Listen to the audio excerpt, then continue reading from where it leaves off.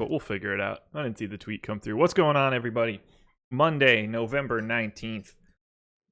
Coming off a lovely NFL weekend where nothing went well, as per usual. I didn't play any NBA yesterday. Did you play any NBA yesterday? No, I just went and got drunk at like 11:30 in the morning at the Redskins game. That's smart. I think that's probably your best bet. It's better than playing NBA, that's for sure. Yeah, I think that was the best use of a Sunday I've had in a while. Yeah, perfect. I'm ready to play today, though. I'm kind of sad that I'm not going to be able to play NBA on Thursday. Like, I'd rather there just be not football and a full NBA slate, and I could just watch, like, I don't know, 3 good basketball games, eat like a turkey sandwich, and fall asleep. Yeah, that would be perfect. Is there no NBA on Thursday? Not a single game. Okay, and then they play on Christmas, though, obviously. They do. I knew one of the holidays always had like a good 5-gamer. Christmas Day is the perfect day. Gives you a really good reason to like not associate with family. It really doesn't get much better than that. What I am nervous about though now for Thursday, I was like, oh cool, this Cowboys-Redskins game is going to be outstanding. And now it's like, okay, now I get to watch Colt McCoy try to lead the Redskins to, I don't know, at least if he could lead them to a field goal, I think that'd be good. I don't know. Maybe I'm just being biased. I'm hoping at least that there's not a huge drop off between Smith and him, because for one, Smith wasn't playing that great, and for two, they are kind of similar in what they bring. So at least it's not like you had some, like strong arm downfield passer that is completely different than McCoy, and the offense is going to entirely change. Like I think they should still hopefully be able to get by on defense and Adrian Peterson. Yeah, fantastic. And Adrian Peterson. What year is this? No, they're not gonna get by on that. It's Colt McCoy. I feel like he's 45 years old. These Texas quarterbacks, man. I picture him like Major Applewhite, who is now a coach. Like I can't. All these. I felt like Colt McCoy's been in the league for 15 years, and he got drafted in like 2011 or something. He's like 32. Yeah. Well, yeah, but I feel like he's 44. Oh yeah. Some of these backups, man, it's a shit show. I listened to Simmons and Cousin Sal do the lines this morning.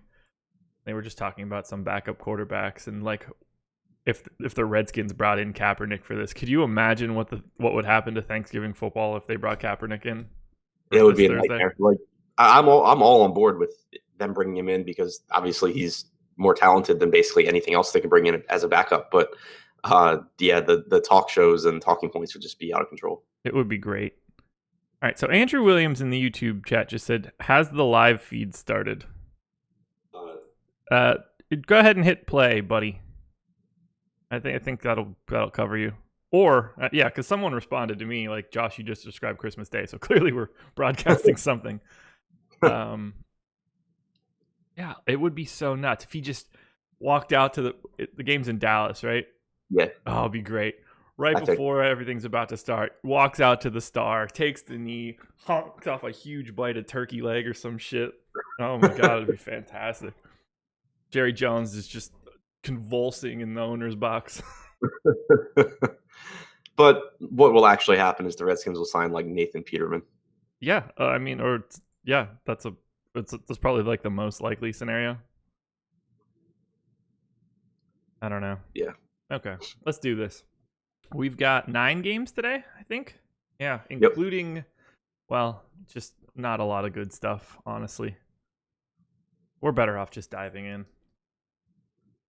So, let's start with this. NBA Strategy is the promo code, 7-day free trial. You can use it on any package. If you want Fantasy Cruncher, pick a package with Fantasy Cruncher. Otherwise, you will email me at support, and I will have to fix it or just be bummed and leave it go. Now I'll fix it. I'll want to leave it, but I'll fix it. But yeah, 7-day free trial on NBA Strategy as the promo code. Enter that and hit that like button and subscribe. Who's the dude that just... Andrew Williams. Go ahead and subscribe.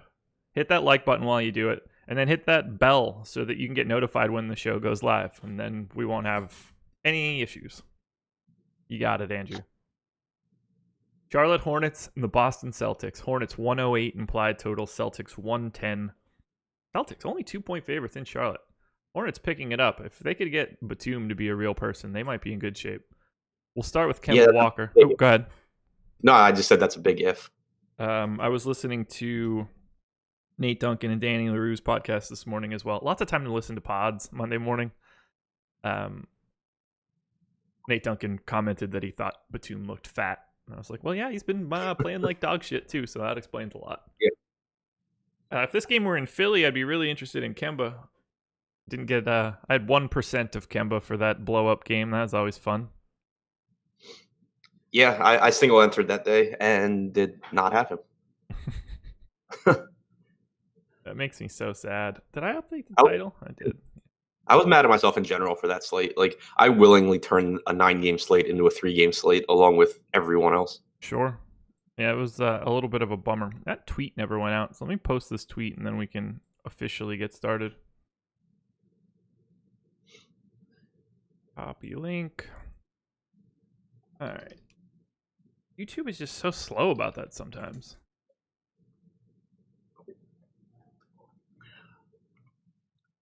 What's today? Monday, 11/19.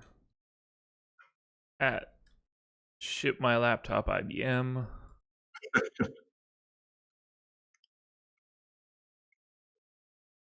All right. Hey, knock on wood. I think, what have we gone, like 10 or 11 days now without me falling off during a show? Yeah, that was a terrible idea mentioning that. Yeah, I figured it's with you. You can handle it when I drop in like 10 minutes. That's true. That's true. We'll be fine. All right, there we go. We are in. Tweet is out. We've been live for 7 minutes, but whatever. Let's talk about this game. Kemba Walker, 9,300 on FanDuel and just shy of 10K, 9,900 on DraftKings.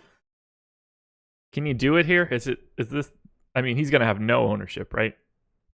Yeah, I mean, that's the argument for him. He clearly has a ton of upside. He is that offense, basically, and he's not going to have ownership. The problem is just, that at this point, you're not playing him for any sort of median game because he's just too expensive for whatever you're going to project him for. He's too expensive for it. So you're basically just playing for that ceiling game that comes at 3% owned or whatever it is that can win you a tournament, and that's perfectly fine. But it obviously is someone that you're just not going to be playing in like 40% of your lineups or something because it's just not really necessary, and it's not going to work out that often.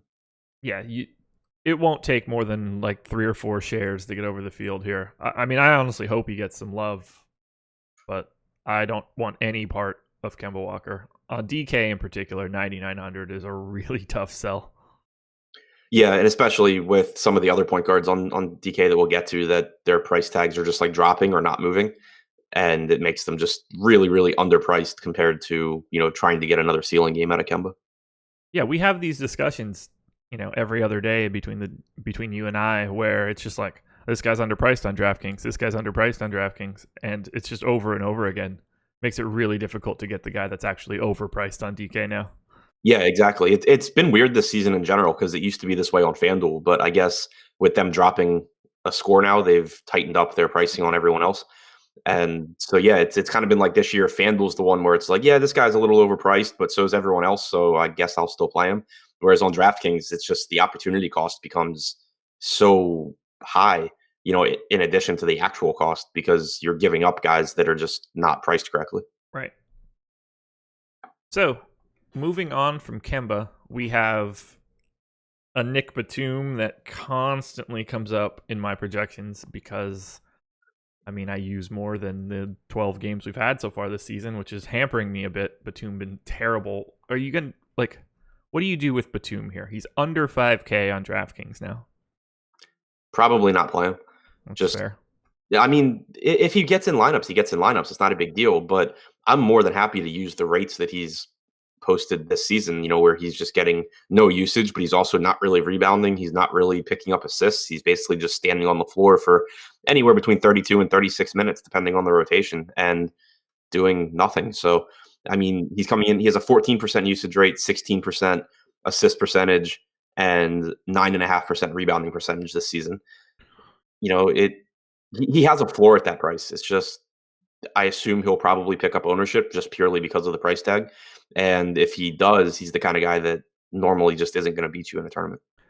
Yeah, I got 28% on my first crunch. That won't even be remotely close to where that ends up. I'm hoping that he projects at like 3 or 4, and I could get like 8 and just walk away and never think about it. But I'm not going to be happy about it. It's Batum, and he's been dreadful. Yeah, I mean, I think like offensively, it kind of makes sense with you have Jeremy Lamb in the starting lineup now. He's another guy that gets shots up. But then with the second unit, you got Malik Monk as the guy who's going to have the ball in his hands. It's just small changes for Charlotte, but I think that kind of it makes sense that they would have a negative impact on Batum, along with Batum just not really being assertive at all. Tony Parker as well, another guy that is going to have the ball in his hands. Sure. Jeremy Lamb, pretty appealing on DK. 6,200 on FanDuel, only 5,100 on DraftKings. Seems to me as like a perfectly reasonable value play. Yeah, I mean, obviously it's a difficult matchup, but the price tag, especially on DraftKings, just hasn't moved. And I'm assuming Kidd-Gilchrist is still out. I don't have him in. Yes, I don't think I've actually seen that confirmed, but assuming he's still, yes, he is still out. There's different ways for this rotation to go, and I think we've talked about that every game that he's been out, that they have enough wing bodies where if Jeremy Lamb's playing like shit, then they don't have to run him out there for 32 minutes or anything. But I think plan A for Charlotte is still to play Jeremy Lamb a bunch of minutes, and it helps that now there's more minutes available for him at the 3. We got 40 minutes overtime. So we got about 35 minutes of regulation against Philly. In the prior game with Kidd-Gilchrist out, he only played 32 minutes, but that game he was in foul trouble, if I remember correctly. There was something weird where he clearly was supposed to get more minutes. So he's been one of the big beneficiaries as far as playing time goes without Kidd-Gilchrist. So yeah, I think that the price tag on DraftKings is still just really cheap. And I would rather play him at 51 than Batum at 49. Absolutely. Wouldn't even bat an eye at that. Only other guy that's standing out for me right now would be Marvin Williams, 4,100 on FanDuel. Just an interesting price point at a position where I'd sometimes like to pay down. So I'll have a little bit of Marvin Williams, but I don't really love this game in general, particularly for the Hornets. Celtics just too good as a team defense. Yeah, that's where I'm at as well. 4,100 on FanDuel is fine. You should get 26 to 30 minutes from him, but it's still Marvin Williams. He's still not a priority in this offense. So you need him to, get a couple extra rebounds and be efficient shooting. Yeah. We'll head to Boston. A little bit of a coming out party for Kyrie. Didn't think he had that in him any longer. He's been so pedestrian all year, and then just absolutely blew up. Another guy that I did not have. So that went real well. We'll start with Kyrie, 8,400 on both sites. It's a nice price point on FanDuel. It's not even horrible on DraftKings. I'm fine if I end up with some Kyrie, but he's, again, not a priority. Yeah, I mean, I like him. There are a couple of underpriced guys that might make it tough to get there, but it's worth pointing out at least that he really has picked things up, and not just in terms of results, having a 71-point game and a 66-point game within the last 10 days or whatever, but if you just look at his usage for the season, he's at about 26 or 27%. But recently 27%, 33%, 17%. But then beyond that, 37, 30, 26, 26 and a half, 30, 28. Like he's really, really been a high usage player lately. Whereas earlier in the season, he wasn't shooting well and he was also deferring more. I think that he's becoming a lot more interesting now than he was earlier in the year. I would agree with that. Do you like anything from Boston? I mean, the prices on FanDuel are incredible, so I assume DK is going to be a tough sell. Sorry. Yeah, so I normally don't, just because they have so many good players that beyond Kyrie, it's kind of like, where's the offense going to come from any particular day? If you're playing tournaments, I think that $4,200 Jaylen Brown basically just gives you so much upside. Like he's played bad this year, but it's still Jaylen Brown. The guy's still got talent. He's still going to play 28 to 30 minutes. And you've removed almost all risk from the equation now at 4,200. It's just so easy for him to beat that price tag that I would be fine going to him. But, guys like Hayward and Tatum and Horford, they're all priced up around 6K to where, they can beat it, but it's not something that I feel super confident about because more times than not, the offensive workload is just going to get kind of split amongst those guys. Makes sense. Yeah, 4,200, you can't really pass that up if you're looking for just a value play. I'll have probably little bits of Rozier at 3,800 on FanDuel, just because, and a little bit of Marcus Morris, a little bit of Gordon Hayward, a little bit of Tatum. I won't be happy about any of it. These guys are going to be sort of like breadcrumbs for it all. Manningdale City, why y'all scared of NBA defenses? Celtics defense ain't shit, just better than most. Celtics are the second best defense in basketball, limiting fantasy points per possession. I don't know what else to say other than that.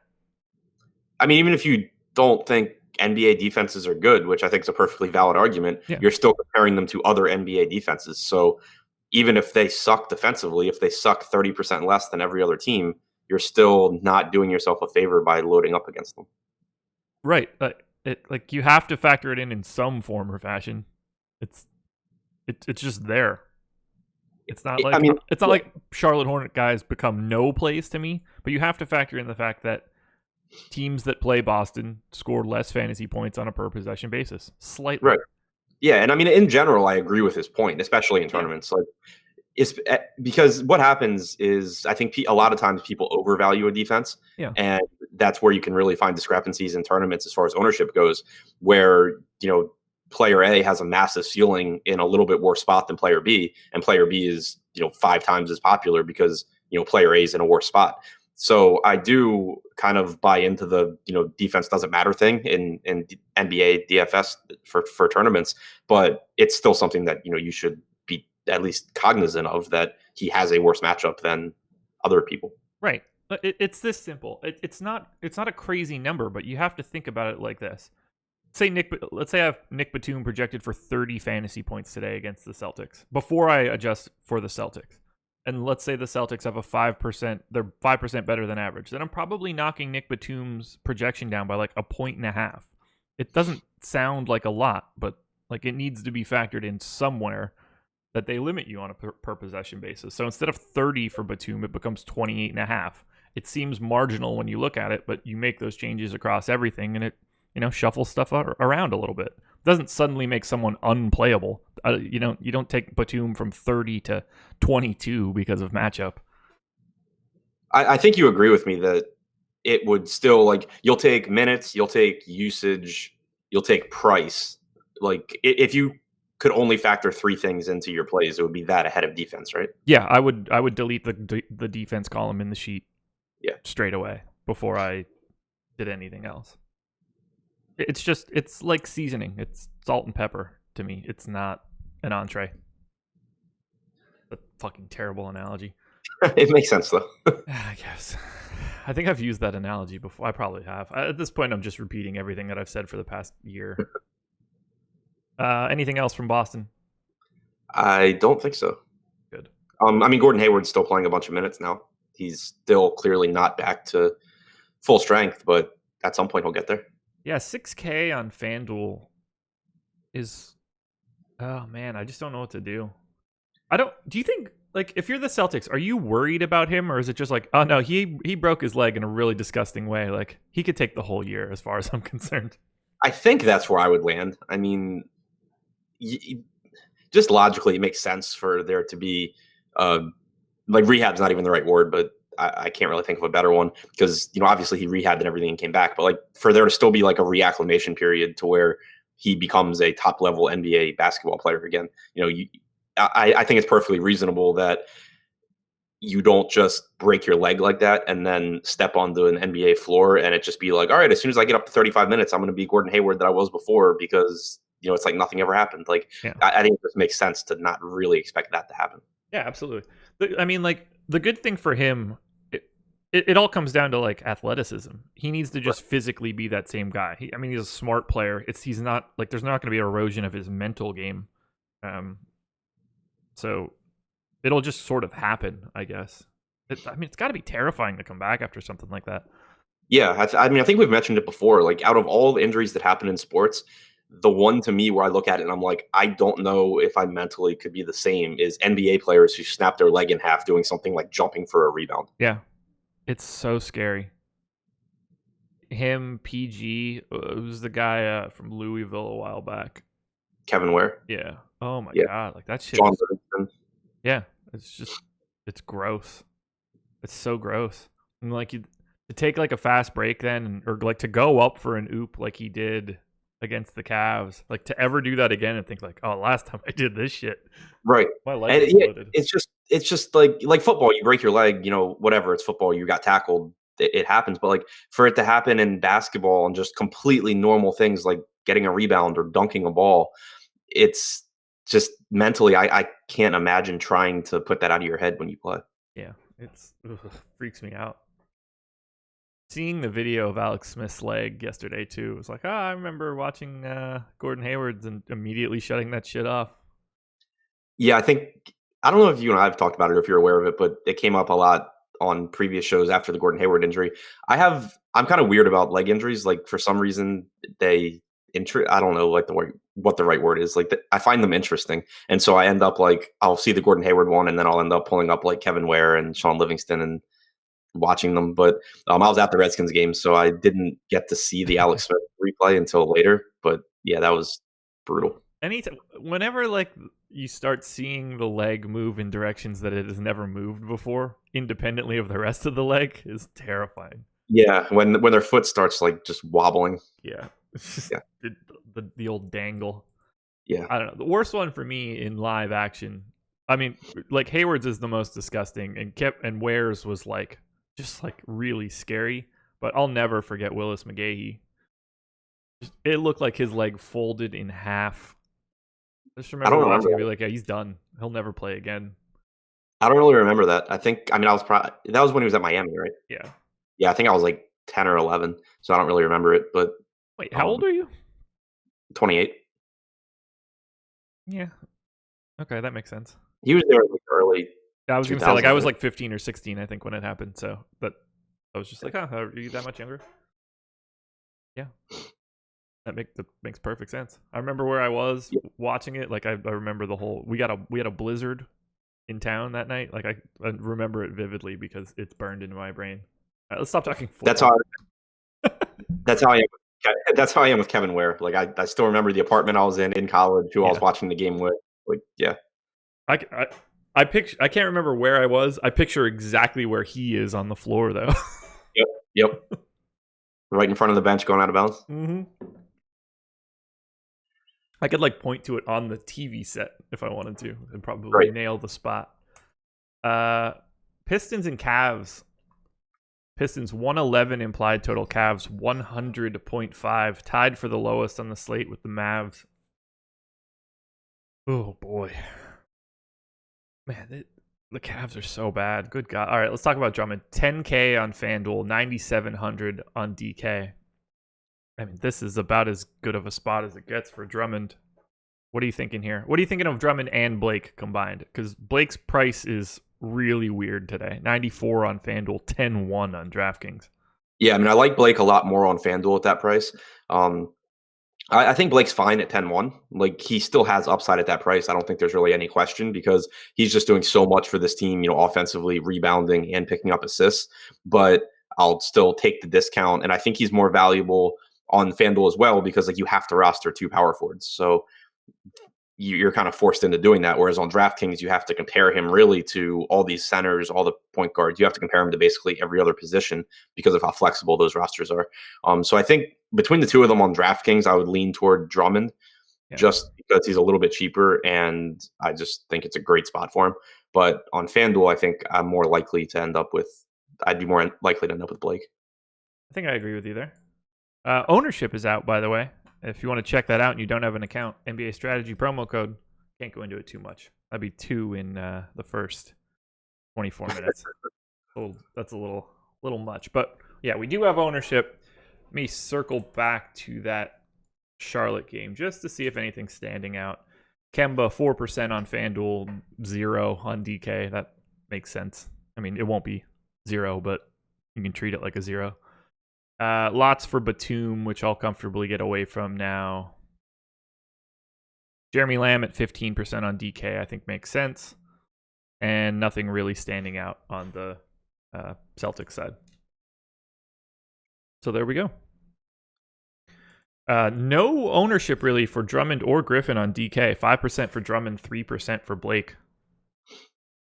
I would want to get some Drummond at 5%, I think. Yeah, I agree completely. Blake at 14% on FanDuel. I think that's pretty appealing. Highest ownership on the Detroit side on either site. Reggie Jackson, 19% on FanDuel, 5,600. You want to play chalky Reggie Jackson against the Cavs here? I think it's an okay spot. I think the price tag is appealing, but I don't. So the reason I don't really think I'd end up prioritizing him, at least on DraftKings, is because you have De'Aaron Fox at 6,100. Like, I would much rather play 6,100 De'Aaron Fox than 55 or 5,600 Reggie Jackson. So that's where I'll have some trouble with it. But I do think that he's a perfectly fine play. Like, we're still seeing him. We're still seeing him close games. He should get 28 to 30 minutes. I think there's nothing wrong with him, but there's just other guys that I like a little bit more.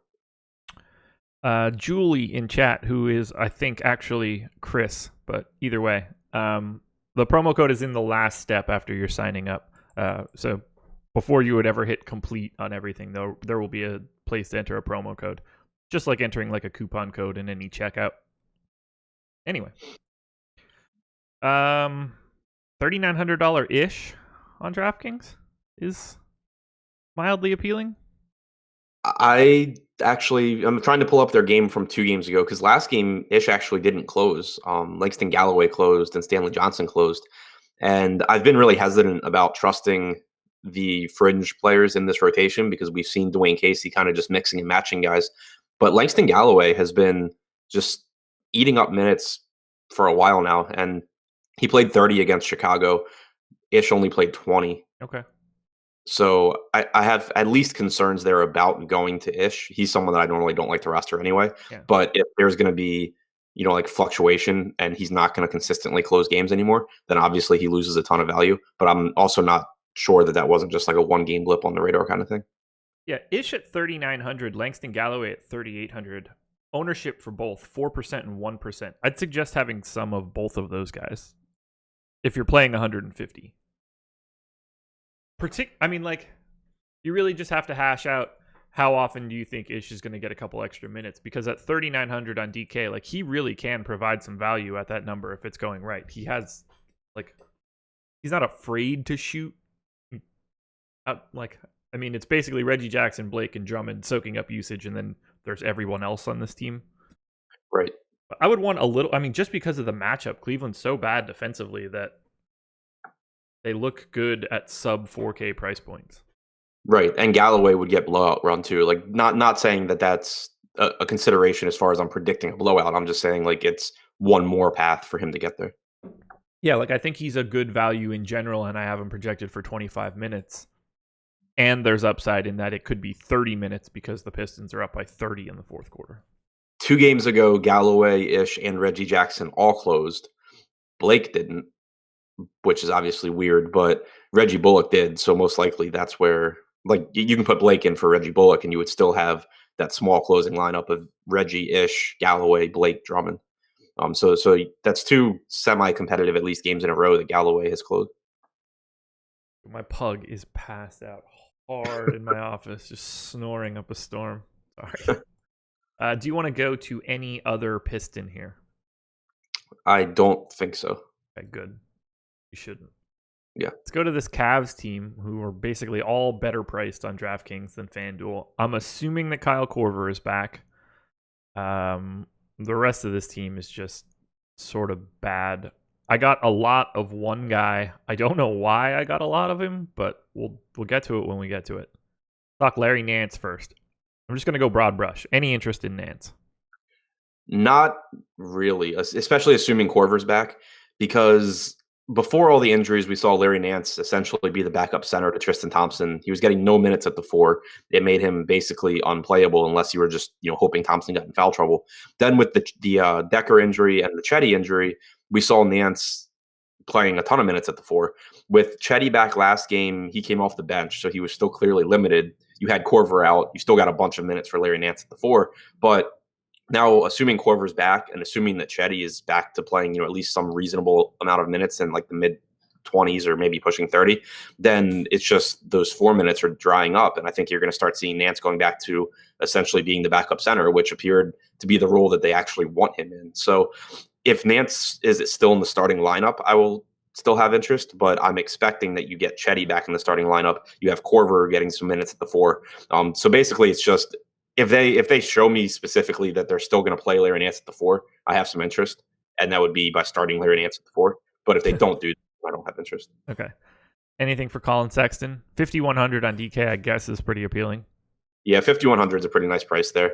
Like, I think I would rather go 5,100 Sexton than 5,500 Jackson, especially if Jackson's projected to have ownership, because Sexton's just still locked into huge minutes here. Yeah. Should play 34 to 36 minutes against Detroit. He's been shooting. He's not great, but he's too cheap, I think, for the role that he has here. So yeah, I do have interest in Sexton. Cool. Yeah, I would agree. I don't want him for 6K on FanDuel, but for 5,100 on DraftKings, it's hard to walk away from those minutes. And it's not like he's some like zero usage type guy. I've got him projected for 24% here. Right. Sometimes you got to bet on time. Like it could just be a day where the shot drops. Yeah, I mean, his last 4 games, 16, 18, 16, and 14 field goal attempts. Yeah, that's too cheap then. Jordan Clarkson, 5,700 on FanDuel, 5,200 on DK. Any interest? Only because it's Jordan Clarkson and I love rostering the guy. So do I. But yeah, but Korver being back, Chetty presumably playing more minutes, it takes a lot of the appeal away, especially because we haven't seen what they're going to do. This is one spot in their rotation that I do really want to keep an eye on tonight and see how it goes, because I don't think it would be shocking if you saw Clarkson start to pick up minutes like as the backup point guard as well, and Andrew Harrison plays less now that they have Korver back and they have more Chetty. You couldn't really do that when you had to have, like when you were having to fill in wing minutes, you kind of had to have Clarkson at the 2 so that you could slide Hood down and everything. But that's not really the case anymore. So I think either you see Clarkson lose a few minutes or you see Clarkson start to pick up a couple of minutes at the expense of Harrison.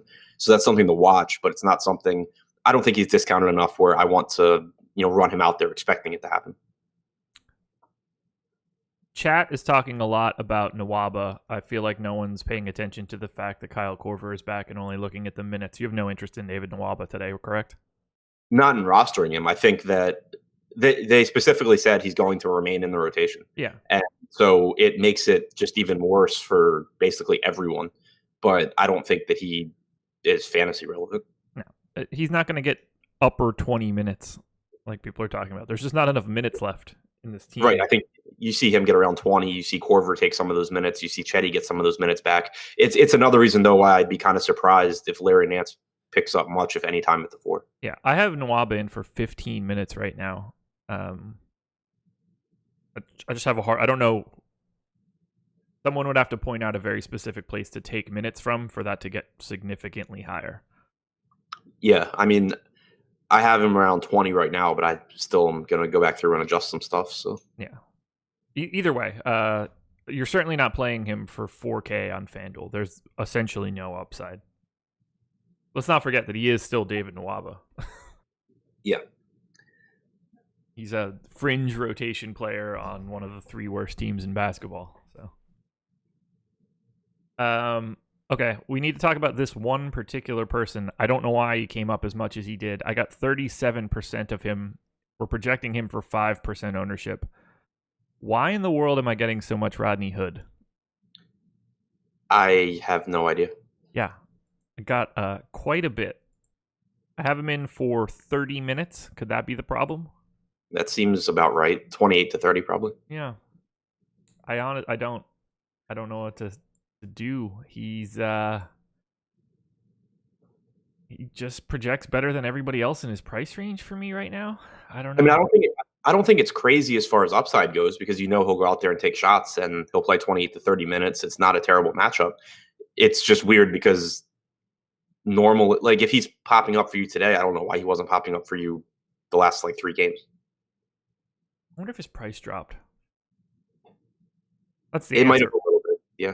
Like if he had like a $400 price drop, that yeah, I think he might have been about 5K before. All right, Hood price drop was 5,200 in his most recent game, was 54 before that. He's at 4,900 now, which is the lowest his price has been since October 27th. He was at 6K on November 3rd, actually. So I think that it's just a function of that price is coming down a little bit. I'll have a little bit of Rodney Hood then. Yeah, DraftKings, he's down to 4,500 from 5,100. Yeah. Sometimes it's just that easy. Do you have anything else you want to touch on here? Nope. Just not a lot to love here because outside of Sexton, I'm not really sure, and I guess Thompson, I'm not really sure who plays more than 30 minutes.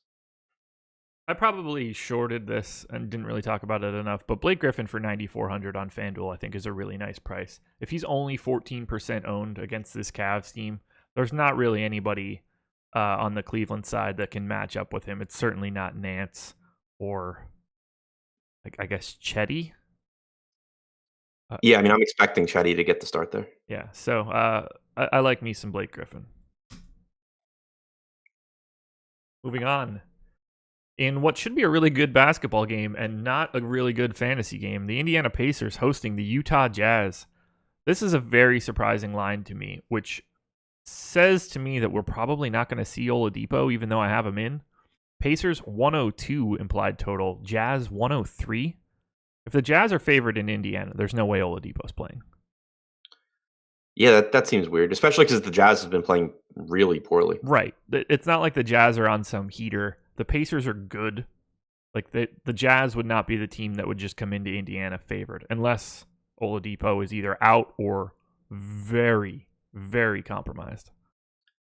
It would make sense to, I mean, I don't know why they would play him today. Like they tried to bring him back last game. He lasted literally a minute and a half or something. Yeah, fuck that. Thank God Tyreke bombed. Yeah. I had Collison and he did okay, but yeah. But yeah, I mean, it just, I don't know. It would be weird. Like, why are you risking Victor Oladipo in the middle of November? This isn't going to be that interesting. I know you don't follow soccer, but I'm sure you're used to the way that North American sports list teams, in that it's the road team and then the home team. Yeah. Well, it's opposite in soccer. The home team, the top team is the home team. And I just looked at this. I was like, oh, I just have this in here wrong. Like the Jazz are at home. This makes way more sense. I was like, no, this is just North America. So if the Utah Jazz are 2-point favorites in Indiana right now, I think that we need to go about assuming that Victor Oladipo is not playing. And if that is the case, then is there anything you want to play from the Pacers if we assume Oladipo is in? No. Okay. My only answer would be Miles Turner because again he's 4,700, and I don't know, it's just Miles Turner, and I have some sort of weird love for that dude when he's cheap price. But let's take Oladipo out for now. We have Tyreke Evans at 4,700 on FanDuel, 4,100 on DraftKings. If we get that news, let's say we get it at 6:00, Tyreke will be very chalky, and he should be. And I will be eating that chalk. Same page? Yep. Yeah, I mean, without Oladipo on the floor this year, Evans has a 29.5% usage rate, 20% assist percentage. He's averaged a little over 1 fantasy point per minute, but you would just have him locked in the more minutes. You know, even if they try and not run him into the ground, it's kind of hard for him not to get 30 minutes in that spot. You know, he played 24.5 against Atlanta, but you have to keep in mind that the closing lineup there, because they went on a run, the closing lineup was Aaron Holiday, Doug McDermott, Cory Joseph, Sabonis, and then Thad Young gave way to Bogdanovich. Like, it's not the normal lineup, and normally Tyreek's going to be in that lineup, so it's just going to be tough for him not to play 30 minutes. Even if he doesn't play 30 minutes, like, he's still just going to heave because there's no Oladipo. Like, the 30 minutes is just the icing on the cake. Right, exactly. Yeah. And like you can look at the usage rate and say, oh yeah, but like he's playing those minutes with the bench. But look, like with this Indiana team, he would still be the guy with the starting unit. Like Darren Collison's not going to start just taking the ball and chucking shots. No. Neither's Thad Young, neither's Bogdanovich. So Tyreek's the guy no matter who he's playing with on this team. Right. So yeah, if Oladipo is out, you definitely want to have a lot of Tyreke. It's as good a chalk as you're going to eat. Collison, 5,100 on FanDuel, 4,900 on DK. I mean, I will go back to having some Collison if Oladipo is out. No reason to avoid that. Yeah, same here. I mean, he just kind of ends up being a minutes play, I guess. Because with Collison, we've seen his minutes just be so volatile this season. Yeah. But without Oladipo, you have less risk of him not closing. Like, they could still go to a Cory Joseph, Tyreke, Bogdanovich, Young, Turner lineup or something like that. So it's not 100% that he closes, but it certainly makes it more likely that he does. And he is more productive without Oladipo on the floor by a little bit. So, yeah, no problem with Collison, but between the two of them, I would take Evans. Is there anybody else that you would want from this Pacers team if Oladipo is out? Bogdanovich has a 23% usage rate without Oladipo on the floor this season in 100 minutes. I think he's expensive enough that it's still secondary for me, but it's not completely crazy. 4K Thad Young? Yeah, no problem with that. Okay. Like, the whole Indiana team, I think, is priced too cheap, at least on DraftKings, for Oladipo to be out. Right. I would agree. Only guy that I wouldn't have a ton of interest in is actually Sabonis. Yeah, so his usage goes up, and I see him talked about a lot whenever Oladipo is questionable, because he always pops as one of the guys that gets a huge boost without Oladipo on the floor, and he does, but you have to keep in mind that Sabonis comes off the bench, and so a lot of his minutes aren't with Oladipo anyway, Yeah. and Oladipo doesn't directly affect his minutes. He's still going to split the minutes at the 5 with Miles Turner. He's still, most likely going to pick up a few minutes at the 4 alongside Turner. But Oladipo being out doesn't suddenly spring Sabonis into more minutes. So you're kind of just talking about the same Sabonis, just maybe a little bit more productive because he's never playing with Oladipo. Exactly. I think people probably overreact to stuff like that when it's a dropped guard for like additional run for a big man. It's really tough for Sabonis to see anything more than like an extra minute or two just because they play better guys for longer. Right. And especially on this team, I don't think that Oladipo being out doesn't mean that Thad Young slides to the 3 and Bogdanovich goes to the 2, Right. and now you have a lot of minutes open for Sabonis. There are some teams where that happens. This isn't one of them, though. Yeah. I'm going to pull up Wowie right now to see if there's any impact on rates when Oladipo is out. By rates, I mean like fantasy points per minute. I have a little table on here that checks everything out. So Oladipo off. See if anybody has stood out dramatically from a per possession basis. So I just ran with Oladipo on. Sabonis goes from about 18% usage to like 23 or 24% when Oladipo's off, and he goes from 1.1 fantasy points per minute to 1.4. So that obviously is, a big boost. It's just that you want to make sure that you're not saying that all of Sabonis's minutes get boosted by that much, because they don't. It's just the, probably 30 or 40% that he was playing with Oladipo. Yeah, looks like everybody's getting like a 3 or 4% boost to their production. Cory Joseph plus 7% to his FanDuel points per possession, or per minute rather.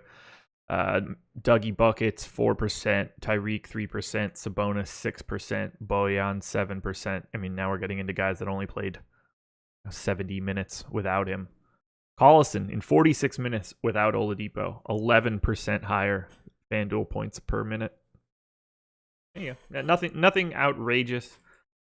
I hate seeing that Cory Joseph gets the 7% boost, because I never want to be led down the line of like, oh, maybe I should play some Cory Joseph today. I think he's fine as a value guy, but if he's going to be popular in tournaments, he's just the kind of guy that I would rather not play. Cory Joseph is like the face of the way better at basketball than DFS team. For sure. Like, he's certainly the point guard on that team. Yeah. Let's go to Utah, where they're playing tonight. Prices are a little bit better on DK.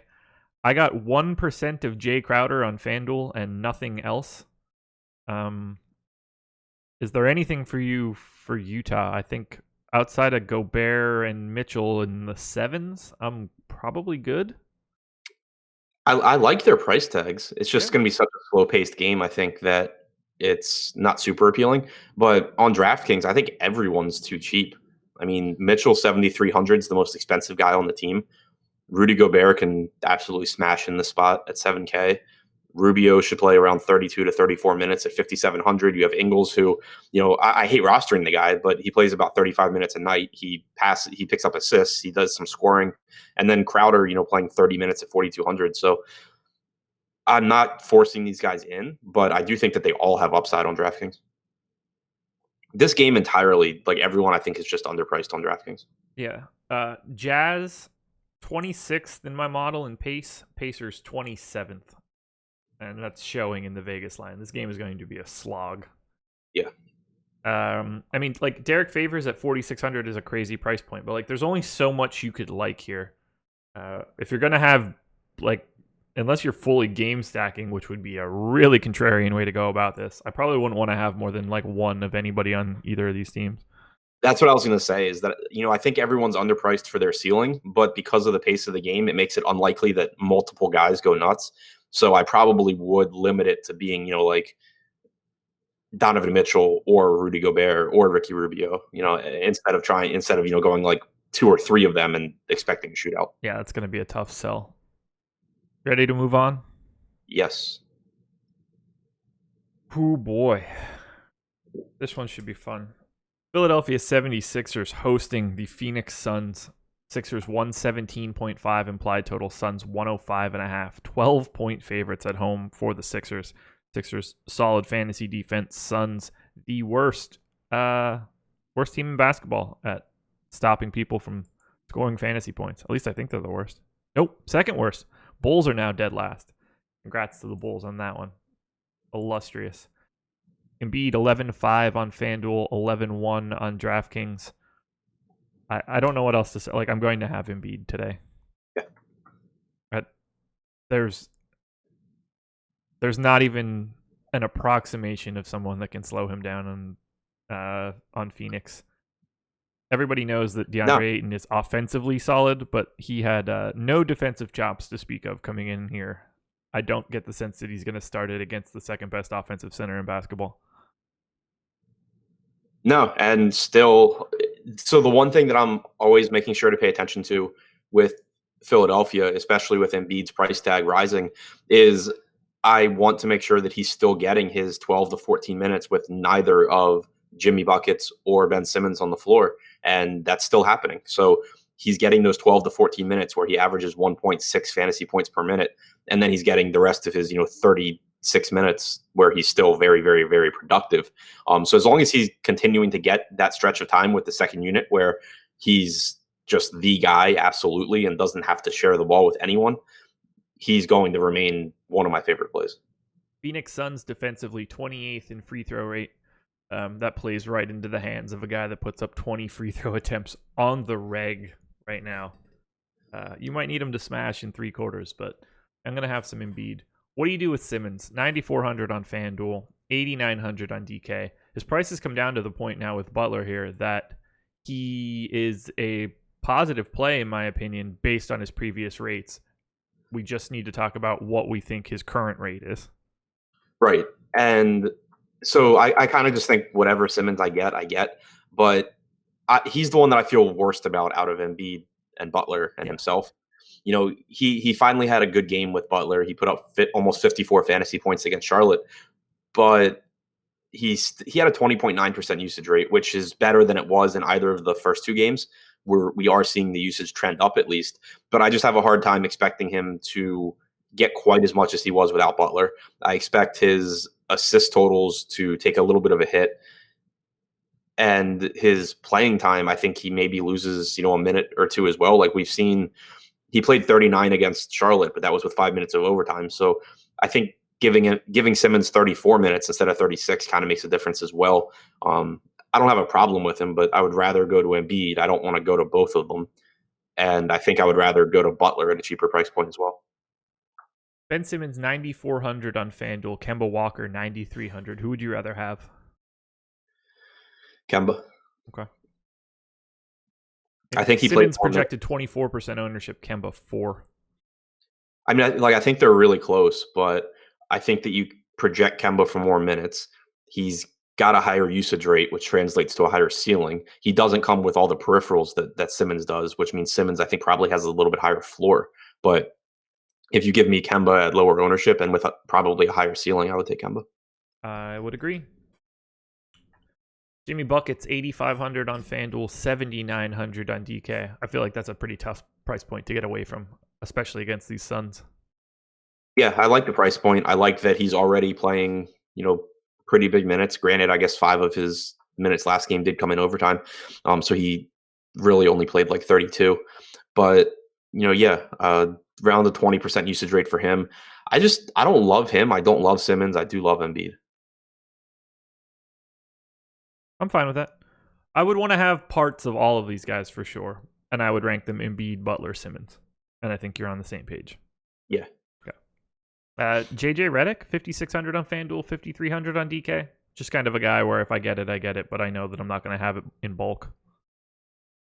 Yeah, exactly. I mean, he's someone that I do think benefits from the Butler move because I don't think you see his minutes take a big impact. He should get more open looks, and his usage hasn't really suffered either. So, I think he's perfectly fine. But whenever Redick gets up above 5K is when I start to kind of lose a little bit of interest. Am I crazy, or is Mike Muscala like a really nice punt play at 3,900 on either site? I think I'm probably not going to be that high on him because Wilson Chandler, I assume, is going to be back to playing in the mid-20s in minutes.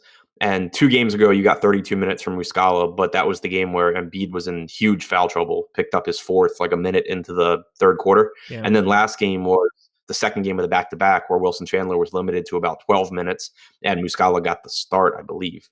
So I expect Muscala to go back to his like 24 to 26 minutes here where he's splitting time at the 4 with Chandler. Yeah. And I think his price tag, while he's still not expensive, obviously, I think his price tag has risen as a result of his minutes in those last couple of games. I just wish that he wasn't a center on FanDuel. Yeah. Because if he was a $3,900 power forward on FanDuel, he's very clearly like a perfectly functional drop punt guy. Yeah, completely agree with you. That was going to be my other point on FanDuel was that you're giving up center for Mike Muscala. Yep. Okay, same page. Yeah, like 3,900 for him on FanDuel is just simply too cheap for what he's doing. But if you're doing that on center, like you need to know that like Embiid is out. Right. If I'm going to punt it, I want to punt it because I think that he can like double up his projection. Anything else from Philly? No. To Phoenix we go. Devin Booker, 7,700 on FanDuel, 7,700 on DraftKings. Oh, Devin Booker. Look, I'll have some because Devin Booker has ceiling on like other players in the league, but this is not a fun spot for him. Yeah, it's not a great spot, but I love the price tag, and you just know how many minutes he plays if the game stays close. You know that he's going to get his shots up. I do think that it's worth mentioning his usage rate lately, though. And TJ Warren being back in the lineup, I think, has some impact on that. But over his last 4 games, I mean, 21%, 27.5%, 27%, 22%. That's not really what you're looking for when you're rostering a guy like Booker that is basically like a volume scorer. Like you're rostering him so that he gets up a ton of shots and some of them go in. If he's going to take half as many shots as you're projecting him for, then that's not really useful. The assists have been there, which has been nice. He's got 12 assists in each of his last 2 games. So more ball handling has been, nice. But he apparently, the little blurb that I just saw on Fantasy Cruncher, he said his hamstring injury has still been bothering him as well. So he said that's why he hasn't been shooting as much and he's been passing more. So that's something to keep in mind. The thing with injuries is you never know what day they wake up and they're fine. Yeah. And you end up being like, if you're saying like, oh, Devin Booker was hurt the last 2 games and so I don't want to roster him today, very frequently you're going to just end up being a day late getting to Devin Booker. So with the price tag down, I'm still really interested, but he's someone that I would mostly want to have him in my like Joel Embiid or Ben Simmons or Jimmy Butler lineups. Agreed. Yeah, if this game stays close, that's where you want Booker. Otherwise, I don't think he's worth being like a solo guy. I don't get the sense that Phoenix comes in and like Booker carries them to a 14-point victory. Right. the chances are if Booker plays 40 minutes and scores, like 50 points, at least one of Embiid or Simmons went nuts in there, or Butler went nuts in there, 30 whatever minutes. EMAC, Mark Sanchez, EJ Manuel, and TJ Yates. Congrats to the Fighting Dan Snyders. I feel like there's like an 80% chance that means the Redskins just signed one of those three guys. I think they're probably bringing them in for a look, which... That's amazing. I don't know. Just, oh my God. I mean, yeah, whatever. I guess it's good that Peterman's not one of those names. Yeah, that's more credit than I was not willing to give the Redskins enough credit that they would not bring in Peterman. Yeah, they should trade for Flacco. Should trade for RG3. Oh God, that would be I'd be so happy. I could wear my RG3 jersey again. The wife could wear the one I bought her. Oh, it'd be so great. He'd get hurt immediately. Let's talk for the rest of Phoenix. Do you want any DeAndre Ayton, 7K and 6,500 on both sides? Probably not outside of mini game stacks. Yeah, I'm not interested there. TJ Warren, 7,000 on FanDuel, 6,400 on DK. His price is where it belongs now. I don't see a ton of upside in that number. Right. It really, he's someone that I think will depend on ownership for me, because I do think that he's still going to play huge minutes, but like last slate, he was still like 20% owned. And I think that that's kind of high for him, because more often than not, you're going to get him in like the 30-point range. So I don't have a problem with him, but I kind of doubt that I end up prioritizing him. Trevor Ariza back doesn't definitely cut into Warren, but it at the very least removes the floor on his minutes. It was really tough for him not to play a ton of minutes with Ariza out, because you had to have Bridges cover those Ariza minutes. Yeah. And with Ariza back, you could still see 38 out of Warren, but it's not like it's not as certain. No, I'm with you there. Lots of people asking with Embiid on a game time decision, what if Embiid is out? What if Embiid is out? I mean, most of those answers should answer themselves. But Rook DFS says, if Embiid is out, does the game stay close? Yeah, I mean, it's still more likely that the Sixers blow out the Suns. Yeah. Yeah, if Embiid is out, the game should naturally stay a bit closer. No, you play some Amir Johnson. You play probably a lot of Mike Muscala. Jimmy Butler becomes one of the better plays of the day, I would say. Yeah, same with Simmons. Yep.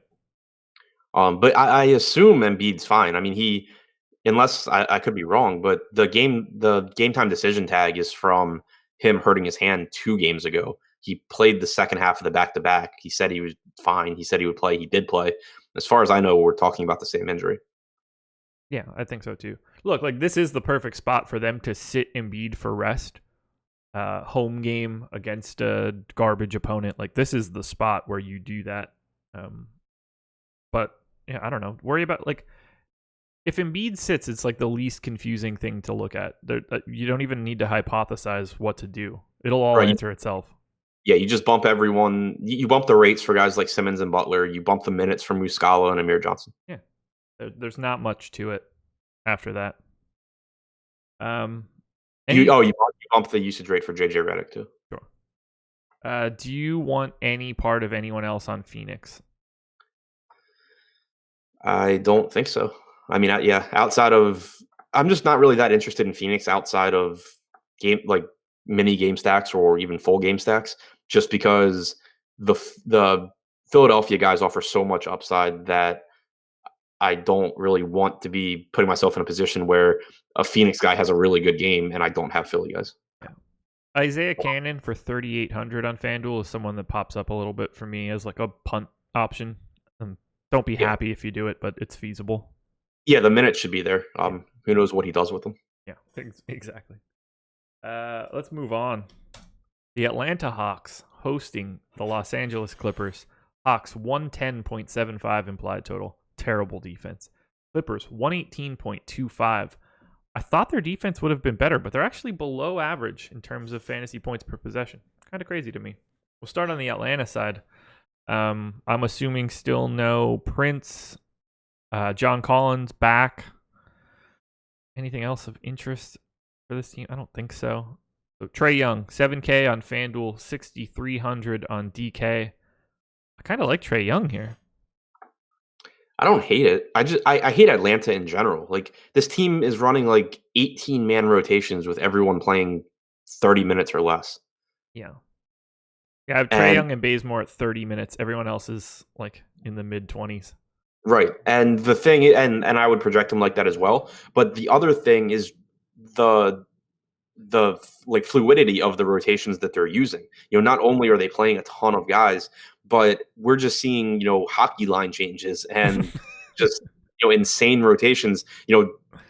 As soon as the starters come out and they play poorly, which happens a lot when these are your starters, they just like all come out of the game and the next five guys come in. It's an absolute mess. And so, yeah, guys like Young and Bazemore certainly have upside, but it's just so hard to count on them when they're good games. They're going to play like 32 minutes usually, and they come at the risk of playing like 24 because they just get subbed out. Yeah. Yeah, I wouldn't go crazy. He's projected for 17, Young in particular, projected for 17% ownership on DK, 11 on FanDuel. I want to be there with the field because I think it's a good place to be, and I'm not super worried about the Clippers, but it should be a good, nice up and down game. I mean, the implied total, I think, might be the highest of the slate, maybe second. Yeah, it should be a fast game. Against Indiana, which is a game that the Pacers ended up winning by 8 points. It was relatively close throughout the game. The Hawks played 12 different players at least 11 minutes. Oh now, God. Alex Poitras was one of those guys, and he is either out or doubtful. Yeah. But still, that's just too many bodies.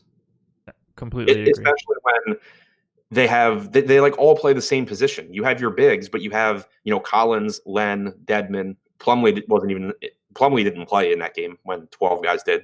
So you have all those guys. You have Spellman that can pick up minutes at the 5. And then you have like 17 wings with Prince out, but you have Herter, you have Bembry, you have Dorsey, you have Bazemore, you have Justin Anderson's back. I hadn't even seen that. So yeah, it's just Vince Carter plays anywhere from the 4 up. So it's just they have so many guys, and none of them are that good to where you like can confidently project them to produce, and then you can't confidently project their minutes. Yeah, sure, like guys from Atlanta can have a good game in this spot, but unless you're like if you're playing 150 lineups, then sure, mix those guys in. But if you're playing 3 max or single entry, it just gets so tough trying to nail down which one of these guys is going to have that good game on a slate where you have 17 other teams to look at. Yeah, I would love to play some John Collins at 4,900 because he's so productive on a per minute basis, but I don't think that there's any way that he plays more than 20 minutes today. Right, he got 12 against Indiana. Yeah. I'm going to have a little bit of Spellman because he's 3,800, and again, I play on FanDuel, and I'm going to have some Kevin Herter because he's minimum salary on FanDuel. Yeah, Kevin Herter is the one that I feel most confident in his minutes out of the cheap guys. Yeah. I'm assuming he starts again with, assuming Prince is out and he starts again. You got about 29 minutes against Indiana. You've seen him playing, 26 to 30 in the spot. So I'm confident or more confident in his minutes, but he's also just not a guy that is super productive either. So that you run that risk with him. Yeah, I got him at a 0.75 points per minute guy. But yeah, he's just like, he's a really easy flat min punt on FanDuel. There's nothing, There's no like excitement level of that. He's just a guy that plays, that has a salary at the minimum. Yeah. And also, I guess one other thing that we have to point out every time we talk about Atlanta is, yes, Jeremy Lin played 24.3 minutes in his last game. 0 seconds of that was alongside Trae Young. So it's the same thing that it's been all season long. Jeremy Lin can certainly get into the 20s in minutes, but if he does, it means that Trae Young also played in the low 20s. And you just can't like confidently say, oh yeah, Trae Young's going to not, play half the game. Yeah, the only way that that's any different is if the Hawks do something they haven't been doing. Right. Which is certainly possible. Right. Yeah, it's just something that I've been watching, every game because eventually you would think maybe they play alongside each other. Yeah. And once you see it happen for more than, 2 minutes a game every other game or whatever, you want to immediately start going to Jeremy Lin at his cheap price tag, but still not happening. This we should probably talk about this off air, but it's not going to matter all that much. I feel like we should have like you and I, or me, you, Loft, and us, not for the public. Some sort of like Google Sheet, Excel workbook for each team where we track like guys that are playing together, depth chart of minutes type stuff. Save each other some work. Yeah. Instead of us all going through the same thing every single day. For real, like if we just had a Google Sheet with 30 different tabs and all the teams in it, and I populated it with raw data, it'd probably be fucking smarter for all of us. Yeah. All right, I'll add that to the list. We'll get that done for next season. Clippers, Tobias Harris, 8K on FanDuel, 7,800 on DraftKings. I'm good. That's about it for me. Yeah, I mean, it's Tobias Harris. He's not a bad play. He's not a great play. Yeah, I have 1% right now. That's cool. I won't seek it out. As long as it doesn't get anywhere north of like 20, I'm fine. Yeah. And it won't. Montrezl Harrell, 7,800 on FanDuel, 6,600 on DK. He's just too expensive on that for me on FanDuel now. There's no upside in that number. Would you want to go to him at 66 on DK? Not particularly. I mean, I think you get about 27 minutes. We've seen pretty consistently now that you're going to get Gortat for his opening stint, that he's going to close the last couple of minutes of the first half. He's going to start the third quarter, and he's never going to come back. Yeah. Harrell will play the rest. But as productive as Harrell is on a permanent basis, if he's going to get 27 or 28 minutes, it's still really hard for him to really beat a $6,600 price tag. Yeah, 7,800 for him on FanDuel. I mean, that's going to be a real tough sell. You need 40 just to be like, okay, I didn't die because of this. Right. Not a lot left of wiggle room. 6,500 for Gallo, 6,200 on DK. Sure. Yeah, I feel the same way about him as I do about Harris. You get similar usage from Gallo. You get a little bit less rebounding, a little bit less playing time, and a little bit lower price tag. Yeah. I would say try not to play them together if you are a big fan of the Clippers. Yeah. Lou Will, 6,800 on FanDuel, 6,200 on DK. If Avery Bradley happens to be back, I'm good. If he's not back, I'm probably still good. Yeah, I feel the same way about Williams as I do about Harris and Gallo. Beverly's like the only guy from this team. I guess Beverly and Gilgeous-Alexander are the only guys that I'm really interested in. Pat Bev, 4,800 on FanDuel, 4,900 on DK. If you want to play him and you're playing on both sites, focus a little bit more on FanDuel. Unless you got some weird like shooting guard, small forward eligibility mistake on DraftKings. He is. I assume just point guard, shooting guard. Point guard. Yeah. Just point guard. Just point guard? Pat Bev is point guard, shooting guard. Gilgeous-Alexander is point guard. Okay. Yeah, this is not a game where I'm going to have much exposure. I will have a couple shares of Avery Bradley if he's healthy, because again, he's 3,600 on FanDuel, and I can throw that one in the garbage. Yeah. If Bradley's out, I think that you just still have like an underpriced Pat Bev that should play 33 to 34 minutes if it's competitive. Yeah. He should be defending a high usage guy in Trae Young. He should have a chance to pick up plenty of defensive stats. So that's really nice. Gilgeous-Alexander only played 20 minutes yesterday, or whatever day they played Brooklyn, Saturday. But it appears that it was just he didn't really play well. He was -10, which was worst on the team. He didn't get back in after the third quarter. He basically did nothing. So I still would project him to play over 30 minutes if Bradley's out. Okay. There we go. Let's move on. Yes. 4 games left. We're into the 8 o'clocks now. This one is super dreadful. The Memphis Grizzlies hosting the Dallas Mavericks. Grizzlies 104 implied total. Dallas Mavericks 100.5, tied for the lowest with the Cleveland Cavaliers. We will start on the Grizzlies side. This whole Grizzlies team is appealing on DK from a price perspective. I don't have a single share of anyone on FanDuel, and I can't imagine that I'll get there. 7,600 for Marc Gasol on DraftKings. I like the price. I think that it's perfectly fine. I just think that there's probably a couple of centers that maybe are a little bit better.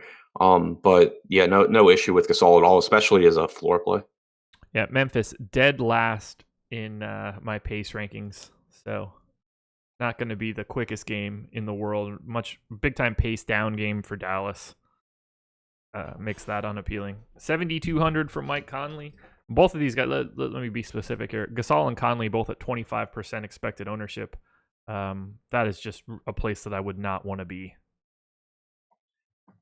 Yeah, I get it, but the prices are nice.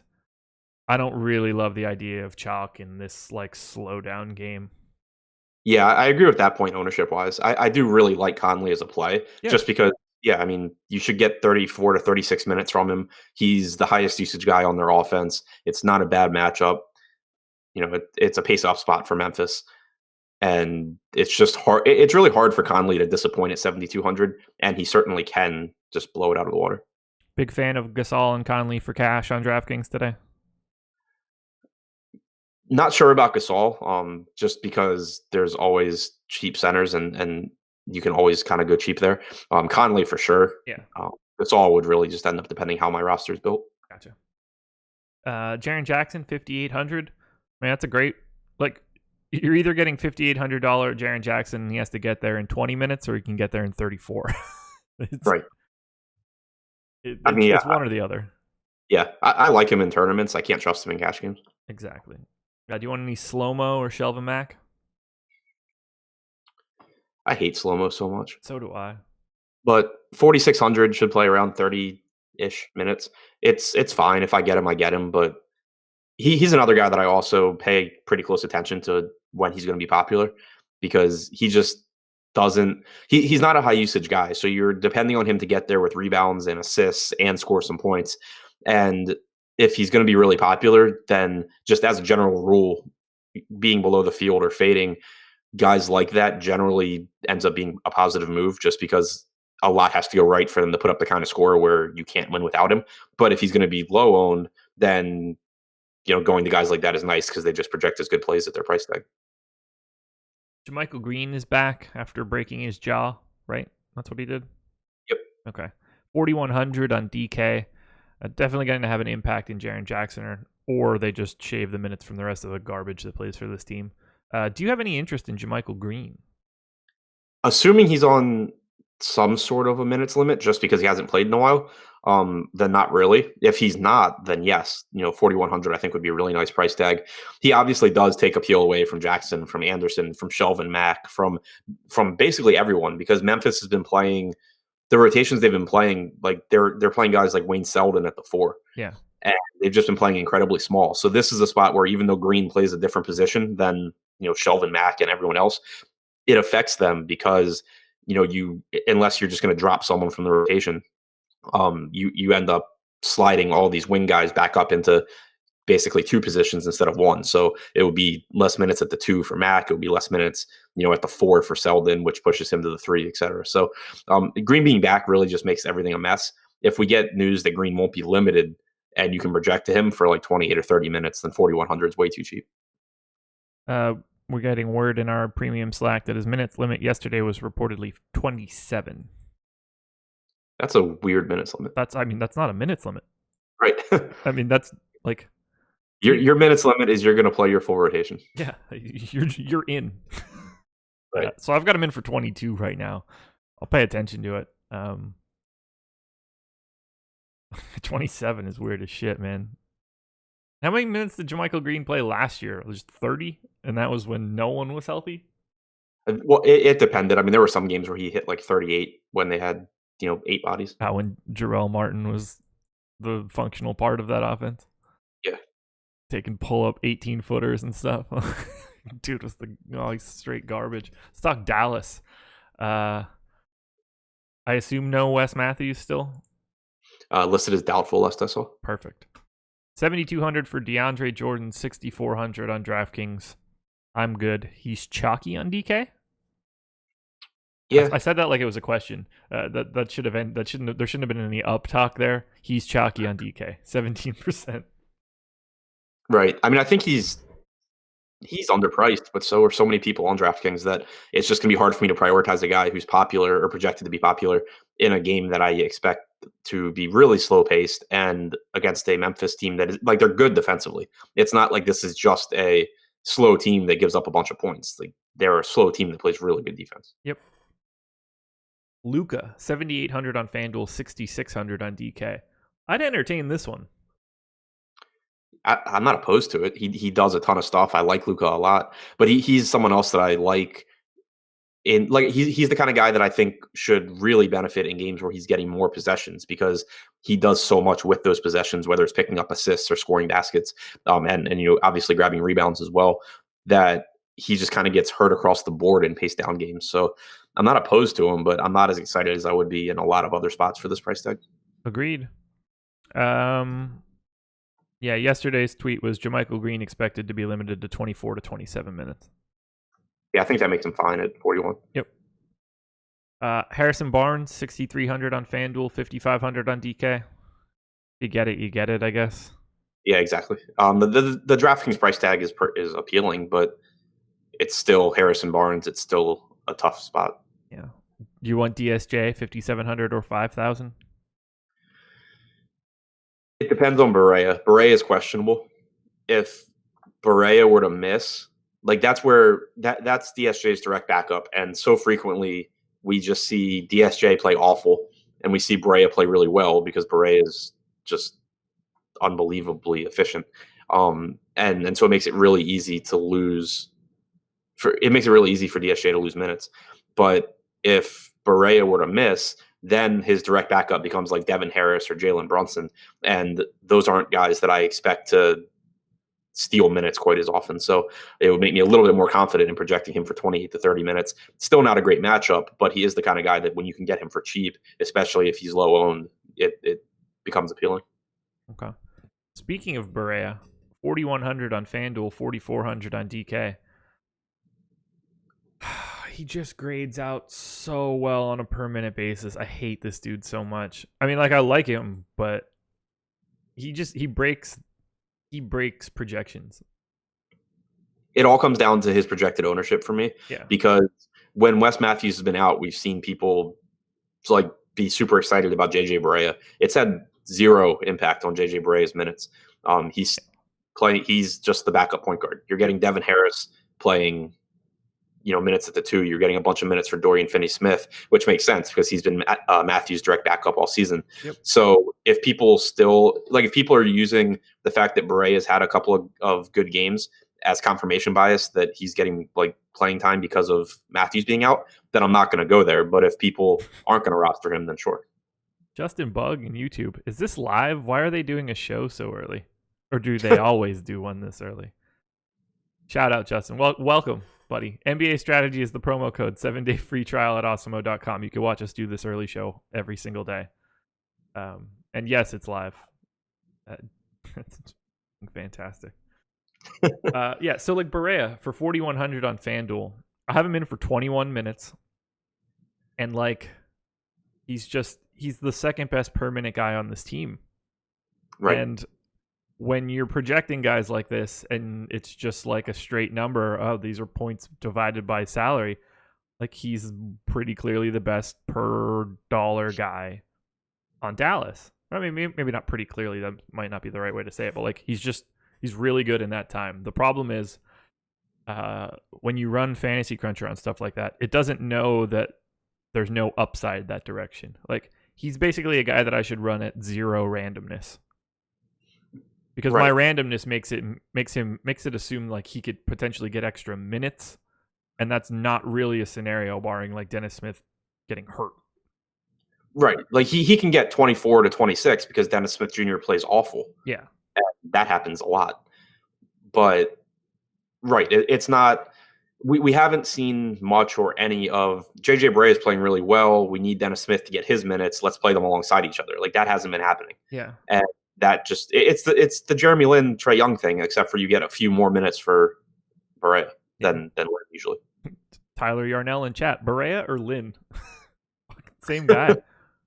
Same guy, different race. Barea over Lin though. Sure. Look, I'm gonna have a little bit of Barea because he's 4,100 and he's just efficient, but I got 39% on the first crunch, and that's just not going to be even remotely close to that. If he stays at 15% expected ownership, I'll be under that number. Right. And the way that if he does come in as really popular, the way you combat that is by rostering Dennis Smith Jr. over the field. Because if Dennis Smith Jr. plays really well, if we, God forbid, saw an efficient game from Dennis Smith Jr. where he doesn't suck, he would conceivably play 32 minutes and suddenly JJ Barea is playing 16. More often than not, you get Dennis Smith Jr. either not playing well defensively, doing something stupid like he did against Golden State when he went for like a windmill dunk and slammed it off the back of the rim, and JJ Barea immediately was at the scorer's table.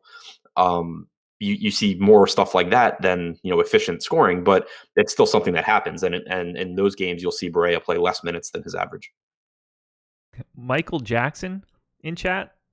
I assume not the one that we're all thinking. Josh, a friend told me you work for FanDuel. Your friend is not correct. It's just not even close. Did you ever? No, I haven't. I've never worked anywhere in this industry other than this job right now. Unless we count working for myself for 6 months last year. Yeah, no, I don't work for FanDuel. I probably would, depending on what position they wanted to give me. I don't really want to quit Osimo anytime soon. I assume FanDuel's probably not going to pay me 3 times what I'm making now to make that like appealing for me to want to do whatever that job would be, and then to probably have to stop playing. So none of that sounds fun. I mean, if they want to back the Brinks truck up for reasons that I wouldn't really know, like, I'll contemplate it. Sorry, Tom, but it's going to have to be like pretty overwhelming salary for that to be even kind of interesting. I love my life right now. I wish that it would never change. Do you want to talk about this game at all anymore? I don't. No, I'm completely over it. Yeah, we should have been over it a while ago. We're running real long today.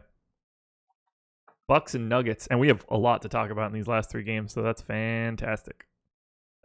Actually, we do have one thing to say. Do you like Dorian Finney-Smith, 4K on FanDuel, 3,600 on DraftKings? Just playing a ton of minutes. I'm good. I mean, he's like, right. He's a FanDuel play if you want, because you can drop him, and because when he does have good games, it's normally on the back of defensive stats, which are more valuable on FanDuel. Mike, wait a second. You get paid a salary doing this? You think I do this for free? Oh my god! How would I live? Where I'm literally sitting at my desk like all day, every day. Yeah, I get paid a salary. Thank God. Milwaukee Bucks hosting the Denver Nuggets, 116.75. Oh, this guy. You're going to go bye-bye after I do this little intro, Anthony. Thank you. 116.75 implied total for the Bucks. 111.25 for the Nugs. A fun game. We've got Giannis at 11.5 on FanDuel, 11.3 on DraftKings. The more important part for all of this, Giannis at 30% ownership on FanDuel, 19% ownership on DK. That's some heavy Giannis exposure in a game that's kind of difficult on the surface. What do you think about Giannis here? Yeah, I mean, I think everyone knows that I always love Giannis, and it's been really disappointing so far this season. But at least as of right now, the way the slate's breaking down, I don't really see myself getting much, because there's not a ton of really good cheap value that I'm in love with. I mean, there hasn't been, I don't think, anyone outside of potentially Tyreke Evans, so far throughout the show that we've been really excited about. And on a 9-game slate, we've just seen so often this season that these mid-range guys have a ton of upside. And it's something that we've been talking about in Slack chat a lot. The mid-range guys have a ton of upside, and most people still force stars and scrubs lineups. So on slates like this, where there's not a ton of great value and there are plenty of mid-range plays, you kind of end up being contrarian while also giving yourself upside by being more in the mid-range or upper mid-range on guys. So as of right now, I kind of don't see myself getting to Giannis probably, which is terrifying. He can end the slate. Yeah. But I don't know, and just from this game, there are so many spots that you can go to for a little bit less to get exposure to it without having to, force Giannis in. Completely agree. I brought this all up now on my own on YouTube. So yes, I did do this for free last year, guys. I recorded that video and just posted it. I didn't do a live show at 10:50 a.m. I had a desk job. This was not, it was just up at 6 o'clock in the morning. Anyway, and X Cossack, you kick a guy out for criticizing you. 1, I didn't do it yet. But 2, yeah, it's not you can't say all these guys are garbage It's not positive criticism. He's not trying to bring anything to the table. He's just simply a troll. There is a difference. Take a guy out for criticizing you. One, I could hear myself in the background. I hate my voice. Yeah, I just pulled up. YouTube. I didn't have chat open, but I didn't have it muted yet. I'm with you on Giannis. I got a ton of him on my first crunch, 42% in fact. But it's not that I have I will never look at 42% Giannis and be like, I need to get that down to 5 or something like that. If I'm getting it, I assume that I just functionally have the money to be able to spend for him. But if he's 30% owned, I'll probably just try to match the field and get more of, other guys that I'm not getting right now. I don't really have any Drew, Holiday, DeMar. Let's just assume Oladipo is in. Just being able to get some shares of a different position will be the reason that I would bring down Giannis's ownership. This is a scary spot.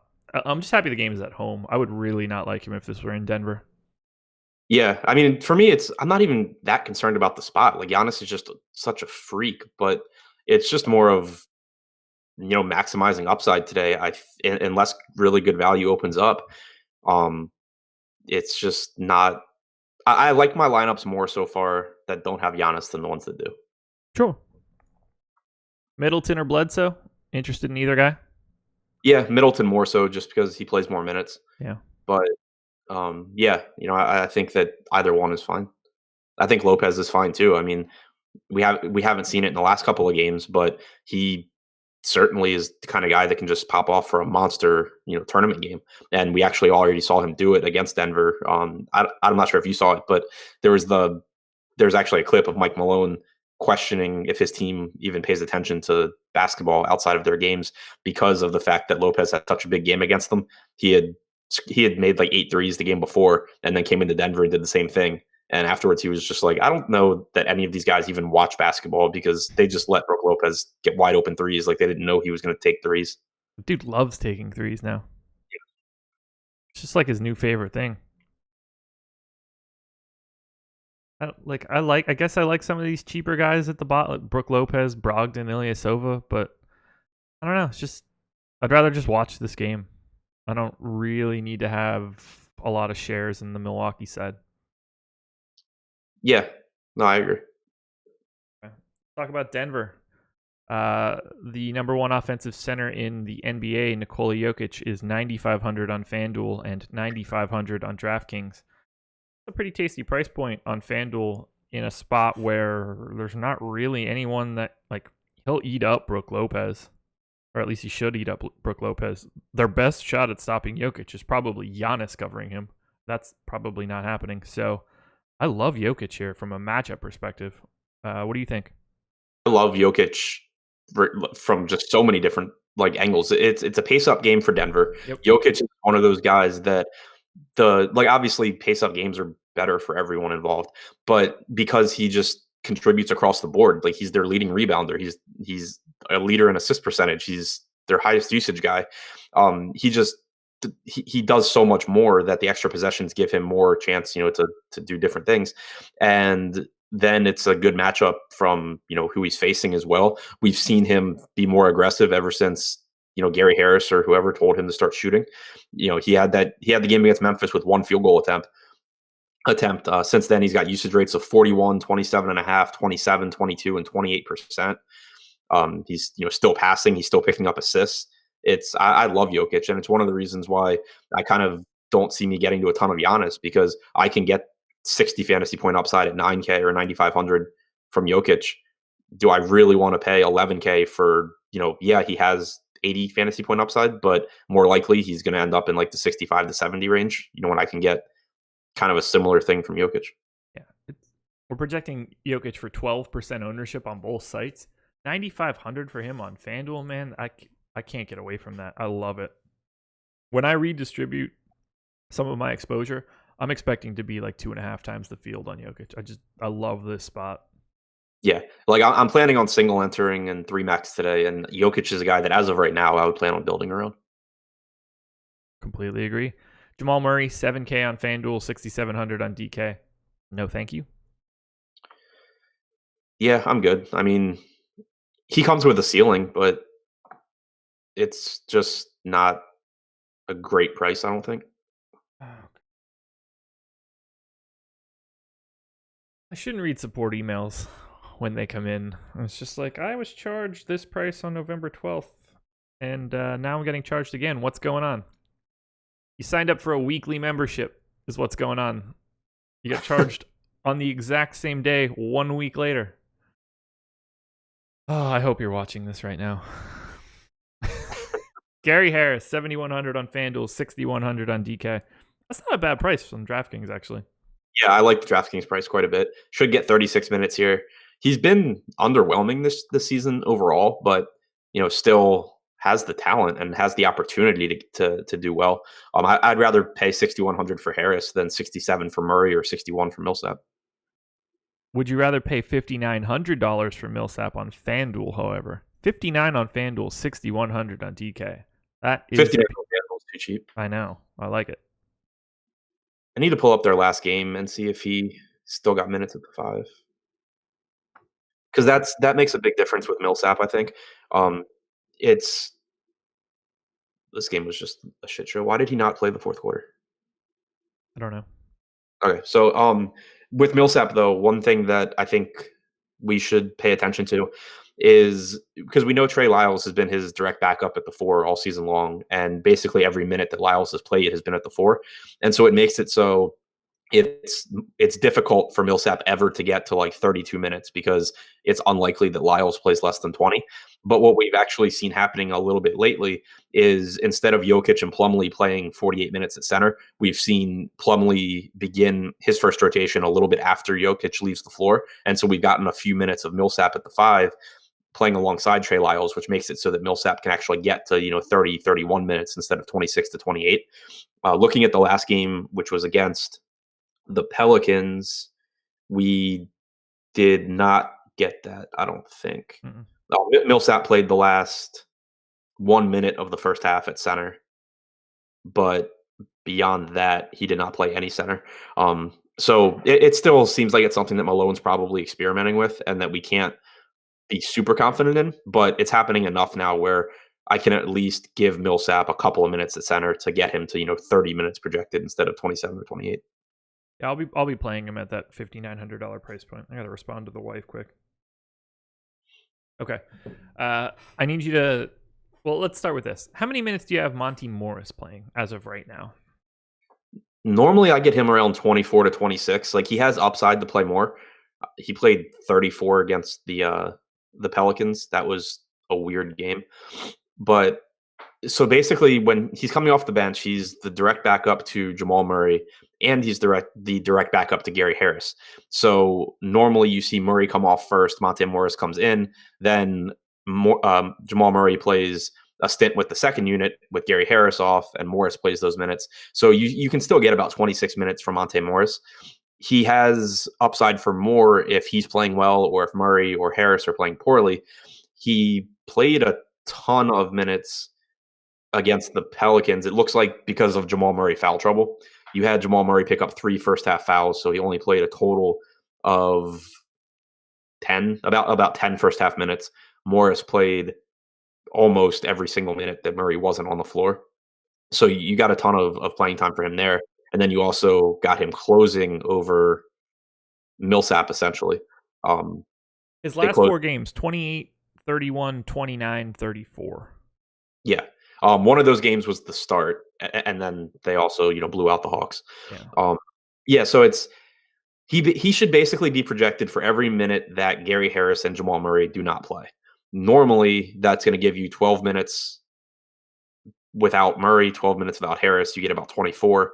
If you assume that maybe one of those guys doesn't play exactly 36 minutes, then you get Morris to 26 pretty easily. Anything beyond that, though, it's because they ran a weird closing lineup where they have all 3 of them, which is something they have been doing. They like the Murray, Morris, Harris lineup. So you could get that over Hernan Gomez. You can get that last game. It was over Plumlee with Hernan Gomez playing well. Over Millsap. So you can certainly get that, and it does give him upside for more. But as an average projection, about 26 minutes for Morris, I think is about right. Okay. Yeah, I got 54% Monty Morris on my first crunch, so I figured I would hash that out considering we were projecting him for 3. I'm not going to have 54 in that case. I had him at 30 minutes. for where I have Murray 32 minutes and Gary Harris 34, that little Morris equals difference of those two minus or plus the, I don't know, whatever math it is, 96 minus those two numbers would have got me to 30. I backed it off just a little bit just in case, but I'm going to like Morris quite a bit here as a potential value play for 4,800 on FanDuel. Yeah, for sure. And also, I mean, you think about who they're playing. They're playing Milwaukee, so there's a good chance that you have a closing lineup here of what? Bledsoe, Brogdon, Middleton, Giannis, Brook. Yeah. Yeah, so I mean, you can have Harris at the 3 in that lineup. Sure. It's basically, I think if Hernan Gomez doesn't play well, which is reasonably likely. I know he's shot like 80% over his last 2, but it's reasonably likely that Hernan Gomez doesn't play great. I think that you could certainly see a closing lineup that's Jamal Murray, Monte Morris, and Gary Harris. If Hernan Gomez does play well, then it probably kicks Morris out of that. Agreed. Trey Lyle is another guy that I'm getting a ton of, 4,400 on FanDuel, 4,000 on DraftKings. I have him in for 23 minutes. I got 62% Trey Lyles on my first crunch at that number. Anything standing out to you other than my outlandish ownership? I mean, he's basically the JJ Barea of power forwards. Like he's very, very productive. He's also completely capped in how many minutes he can play because of Paul Millsap. Yep. So if Millsap gets in foul trouble or gets hurt, then that's your path to, actual ceiling minutes from Trey Lyles. But barring that, how does he play more than 22 or 23 minutes? Yeah, I'm with you there. Hernan Gomez, anything for you? I'm not going there. I haven't been. Like he's just a guy that, he's gonna have some big games where he's playing 36 minutes or whatever, but I'm not convinced that when he plays poorly, he gets those minutes regardless, because you still have lineups with Malik Beasley that they like. You have the lineup that we were just talking about with Monte Morris. You have Torrey Craig, who's now back or probable. So I still don't want to project Hernan Gomez for like 36 minutes. I think 30 to 32 makes more sense. Yeah. And he's not a high usage guy. He's gotten shots up in his last couple of games, but I think that's probably more a function of the fact that they were all going in and he was the hot hand than something that we can expect on a normal basis. And now his price tag's going up because of those performances. So I'm still not going to Hernan Gomez here. Same page. He's 5,500 on FanDuel now. I can't pay that price for a 13% usage guy.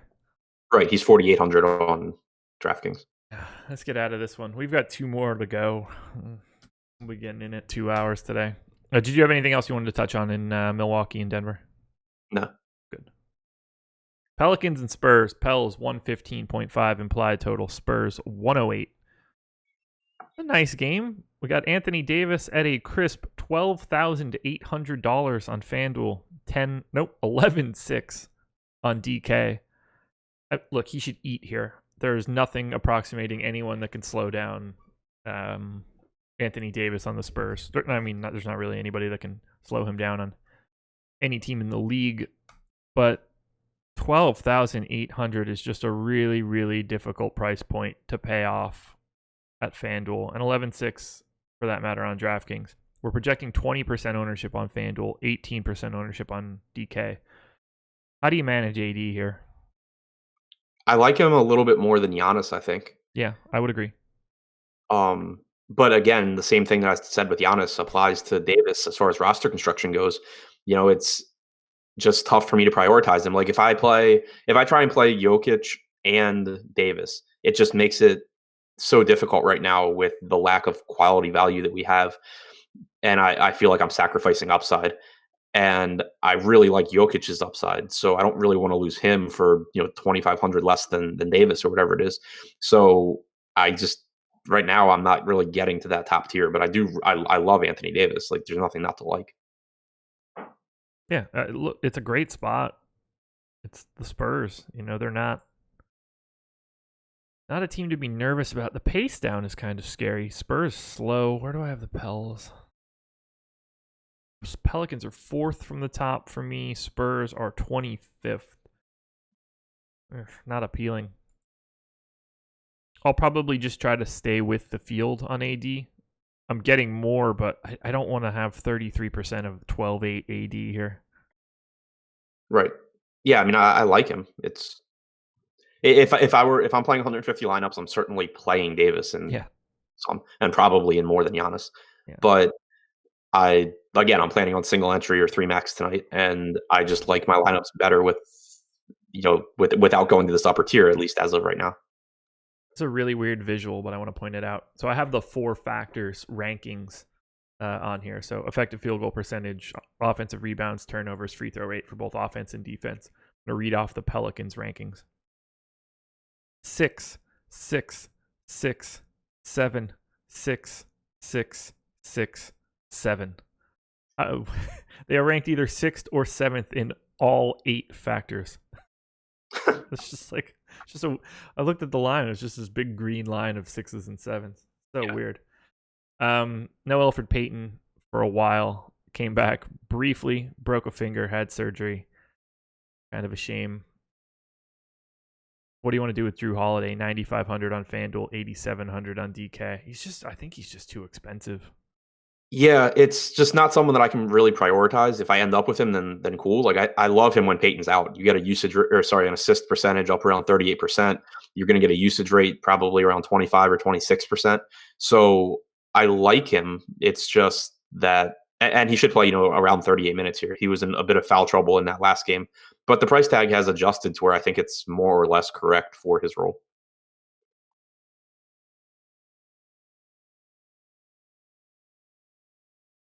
God, I'm not going to get any Drew Holiday. Sorry, I was just thinking. I'm just not going to get any Drew Holiday. I can't pay 9,500. And like, if you were paying 8,700 for him on DK, there's just so many other guys that are priced better than that. Right, exactly. I have no problem with him. He's just too far down the line. Right. He's 8,700, and you can play him, or you can save $2,600 on De'Aaron Fox, who we'll talk about. He just as someone who has stood out as an egregious price tag. Are you really going to get that much more production often enough for Holiday to be worth it? Right. Do you want any Nico or Randall or Eton Moore? Kind of interested in Nico, but when Nico's healthy, it kind of just takes a lot of the appeal away from that entire group. Yeah. Yeah, they're not a team that I'm getting to with any sort of volume today. I don't feel great about that. Neither do I. But I think it's just kind of that their price tags all rose because of how injured this team has been lately. Like, you've had Peyton out for a long time. You had Mirotic out for a long time. And so Randall became priced for Mirotic to be out. He takes a hit when Mirotic is back.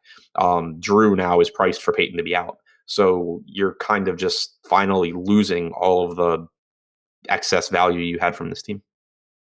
Turns out those numbers that I read off are just incorrect. I never dragged the defense formula down to everything. Let's go ahead and do that and watch it all change. There we go. Now everything I just said is bullshit. All betters. Fixed it. Good to go. You want to go to the Spurs? Yeah, I just went back through the last game that the Pels played to see if they had run the Anthony Davis, Randall, Mirotic lineup at all, because that does obviously give us an opportunity to project more minutes for Randall, but they did not. So still basically stuck to projecting Randall to play backup 5 and then backup 4. Okay. Spurs. DeMar DeRozan, 9K on FanDuel, 9,100 on DK. I'm fine if I get some DeRozan, but this is not a spot that I'm terribly happy about. I don't get the sense that you're going to want to pay 9,100 for him either. No, same boat. I just still think that his salary is a little bit inflated by his start to the season, where he was just picking up a ton of assists on top of scoring a bunch. I still think that he obviously is really good, and he can still score a ton of points, but I just think that he ran really well in the assist department, and the fact that you have Derek White back as well, I think, is something that makes him a little bit less stable from a game-to-game basis. I think we just got the beginning of a Woj bomb. Wizards signaling a willingness to consider trade overtures on entire roster, including All-Stars John Wall and Bradley Beal. Good. Yeah, that's exactly what should be happening. Except the thing that sucks is our GM is an absolute idiot, and he's going to be the one making these trades. Very true.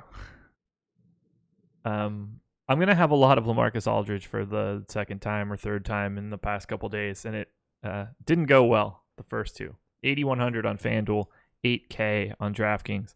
I just think he's way too overpriced or underpriced, and this is a pace up spot for San Antonio. I'm kind of a fan of Aldridge here. Yeah, the rebounding's been excellent this year. He hasn't been shooting well lately, but that's something that it comes and goes, and it's going to be there more often than it's not. So when his price tag is decreased, I really do like going there. Yeah, I'll have quite a bit of Aldridge again. It burned me bad against the Suns. He ate piles of dongs there, which is not great. Are you a big gay guy today? Huge gay guy. Huge gay guy. 5,300. I'll be the gayest guy at 5,300 on DraftKings. Yeah, I mean the price tag's just it's incorrect. I mean, it came down for him being out. It came down for him playing on a minutes limit. He played in the starting lineup against Golden State yesterday. He played 30 minutes, assuming that we don't get him, resting. Then yeah. If he's on the floor, get some gay. That's funny. So Derek White was the one kicked out of the starting lineup. That's kind of surprising and disappointing. He got like no minutes. Yeah, he got no second half minutes. Like he played fucking pop, man. Yeah, he played like 12 first half minutes. So what are they? I'm trying to just think out like this matchup. Aldridge versus Brow. Like, are they going to need Dante Cunningham, or can they slide Rudy to the 4? But I guess like you have Etuan Moore and Wesley Johnson. Yeah, I don't know. It wouldn't be surprising, I don't think, if we got White over Dante Cunningham in the starting lineup today. No, not at all. I don't need White at 5,500 whether he's starting or not. He's 43 on DK. Okay, that's way more appealing. Yeah, whoa, is that real? What? Victor Oladipo ruled out. That's helpful. We don't normally get news on this show, but when you go for an hour and 47 minutes, you're bound to get it every once in a while. Do you want to talk about San Antonio at all? Nah, I think we're done. Okay. Close it out now. Sacramento Kings hosting the Oklahoma City Thunder, 108.75 for the Kings, 111.75 for the Thunder. Some of these guys are just ridiculously priced on DraftKings. De'Aaron Fox, 7,800 on FanDuel, 6,100 on DK. Got to be difficult. I mean, look, the Thunder's defense is great as a team. $6,100 De'Aaron Fox is probably pretty appealing when you're looking across at Dennis Schroeder. Yeah, and also this is going to sound really stupid to a lot of people watching, but I don't think this defense is as intimidating when you don't have Terrence Ferguson. He's actually been really, really, really good this season defensively, and we have him missing this game. So you're going to have, or he's doubtful, I guess. So you're going to have either Alex Abrinas or Diallo out there. Yeah. Abrinas, we know, cannot. He's useless defensively. Otherwise, the guy would actually play minutes. So like if he's out there, it's just a much worse team defense, I think, and that's worth noting when you do have these guys being underpriced as well. I completely agree. Mike in chat, Josh, are you complaining about your dream job that you would never change in a million years with how long the show goes? No, I would let this show go all the way till 7 o'clock if I could. It wouldn't even. It would be fine. I would leave it on. We would just shoot the shit until the end of the day and go about everything that we do. No, I'm not complaining one bit. Outside of the fact that I have to go get prepped for Thanksgiving on Thursday, like I'm right where I want to be. Abrinas confirmed out as well. Oh, okay. So then you're getting more Diallo. That is just Abrinas confirmed out as just Larry Legend in chat. I have not seen that yet. I think he's just sick. Yeah, he is sick. Either way. Yeah. Willie Cauley-Stein, 5,800. Interested? Yeah, I mean it's a tough spot. Don't get me wrong. Like he obviously still is gonna have to deal with Steven Adams, but I think the price tag factors that in. And he didn't play well last game, but he's still really their only true center, and he's gonna have to play as many minutes as he can possibly play. Buddy Hield is the next guy up, whose name I would have said. 6,600 on FanDuel, 5,600 on DK. I think he's fine, but I'm gonna skip Buddy Hield for a second, unless you have a really big Buddy Hield take. I do not. $3,900 on DraftKings. There's a very nice center option by the name of Marvin Bagley. Will you play Marvin Bagley for $3,900 on DraftKings? I was actually just pulling up Popcorn Machine on their last game because I knew he had played a ton of minutes in that game, and I was trying to figure out where they came from. So Bjelica did literally nothing in that game, and Cauley Stein played really bad. So Bagley got the backup center minutes. That's good. Mm-hmm. That's really good. Yeah, I'm on board with Bagley because we've seen Bjelica's minutes start to trickle back to being 27 to 28, which already gives Bagley about 20 minutes. So you don't need that much more for him to be a viable option. And really, all we were waiting for was Harry Giles to play himself back out of the rotation and the backup center spot become Bagley's. And outside of 7 minutes of garbage time against Houston, Bagley got all of the backup 5 minutes. Yeah. So, I'm on board with 3,900 Bagley. There you go. Now we're getting there. Secure the bags. Look, at 3,900, the joke stops. Like it's not the same conversation we've been having before. He's been a point per minute guy this season, in line for 20, 21, 22, somewhere in that neighborhood of minutes, potentially more if something goes right for him. But he just shouldn't be under 4,000. Right. Like he should just be priced at like 4,500 or something, and it's like, oh, there's no real appeal there, but it's not going to kill you. Right. I mean, so even if he played 27 minutes against Houston, whatever, he played a ton in the first half because Cauley Stein sucked and then Bagley played well. But even if you just like take that out, if Harry Giles is not going to be a part of this rotation and Kosta Koufos is out, you basically get 12 minutes at the 5 from Bagley, assuming that Cauley Stein plays 36. And then you get, 20? No. So, you'll get more minutes from Justin Jackson at the 4, if that's the case, or someone. But you're still going to get minutes at the 4 from Bagley, and it makes it really easy to project him for like 24 to 26 minutes. Mike, I'm never going to stop complaining about the chat. Everybody's freaking out because Dave Yeager's afraid to develop the rookies or not playing the rookies. And the Kings are 8-8. Yeah, they're in the playoffs. Yeah, look, I'm not like a Dave Yeager stan or something like that, but he got the Kings to 8-8 right now. You kind of just got to let him do what he's doing. They're not 2-14.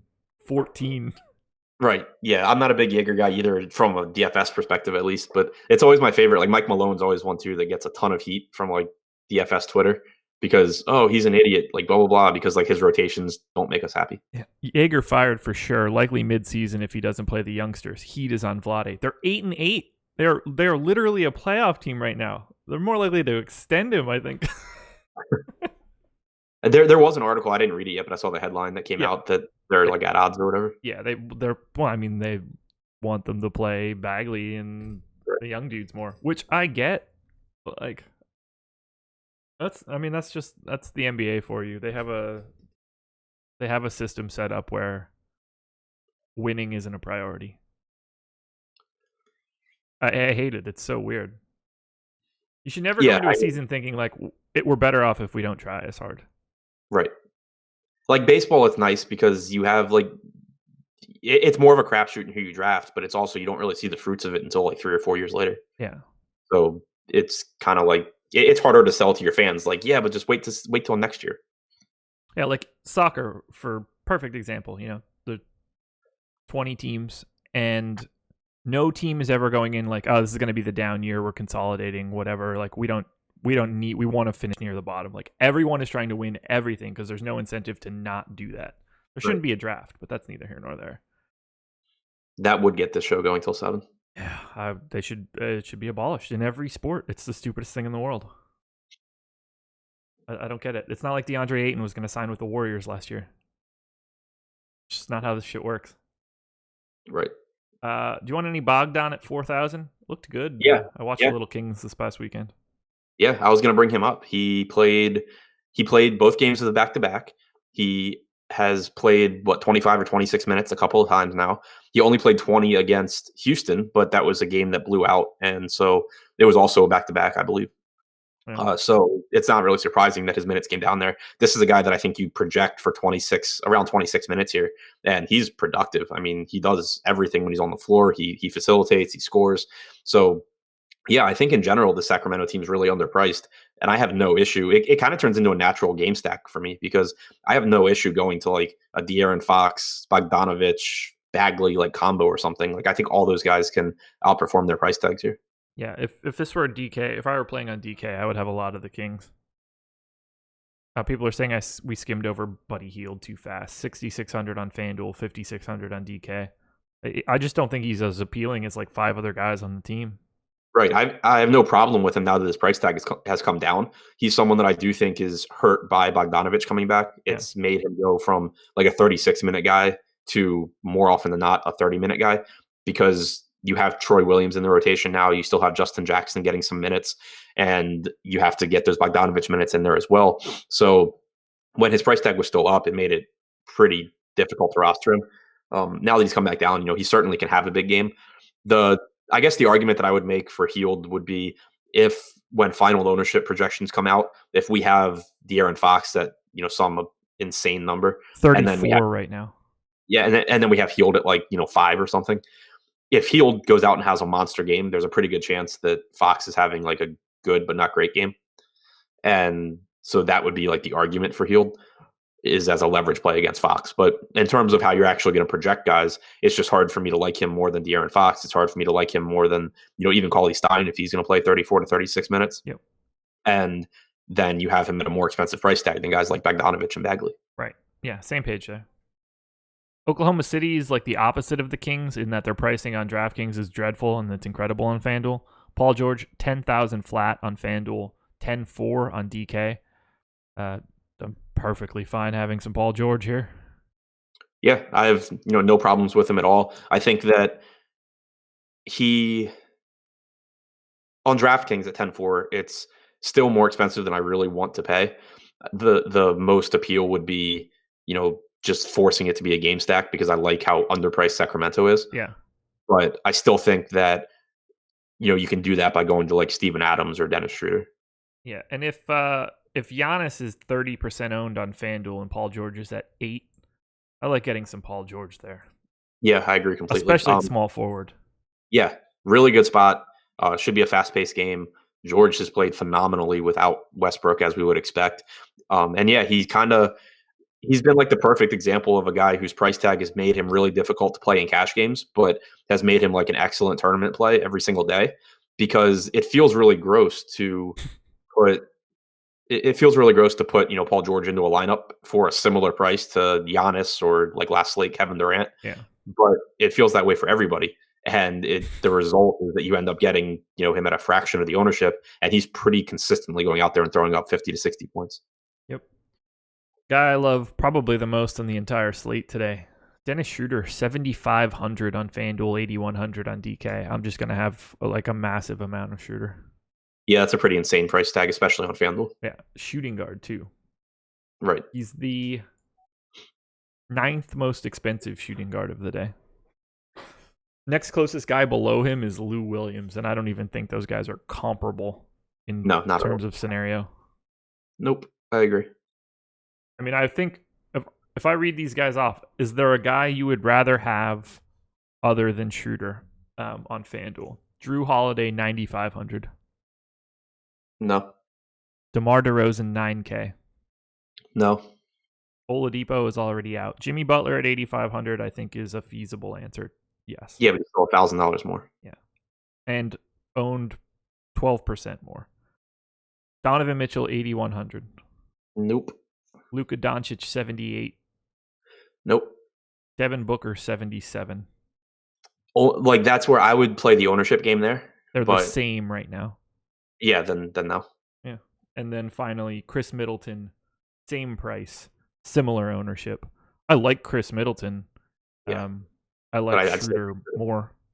Yeah. Cool. We don't have a total on this game yet, right? I have it at 220.5. Okay. That actually is a little lower than I was expecting. Do you have any interest in anyone else on this team? Particularly 26% projected ownership, Jeremy Grant on FanDuel at 5,400. He's fine. He's just I hate playing him at high ownership. This is the kind of game where Grant should do well. It's an up tempo game. It's a team where he should be able to pick up turnovers, get some defensive stats. So it's the right spot for him. But he's still just never someone that I really prioritize. Yeah. I'm gonna punt with Diallo today.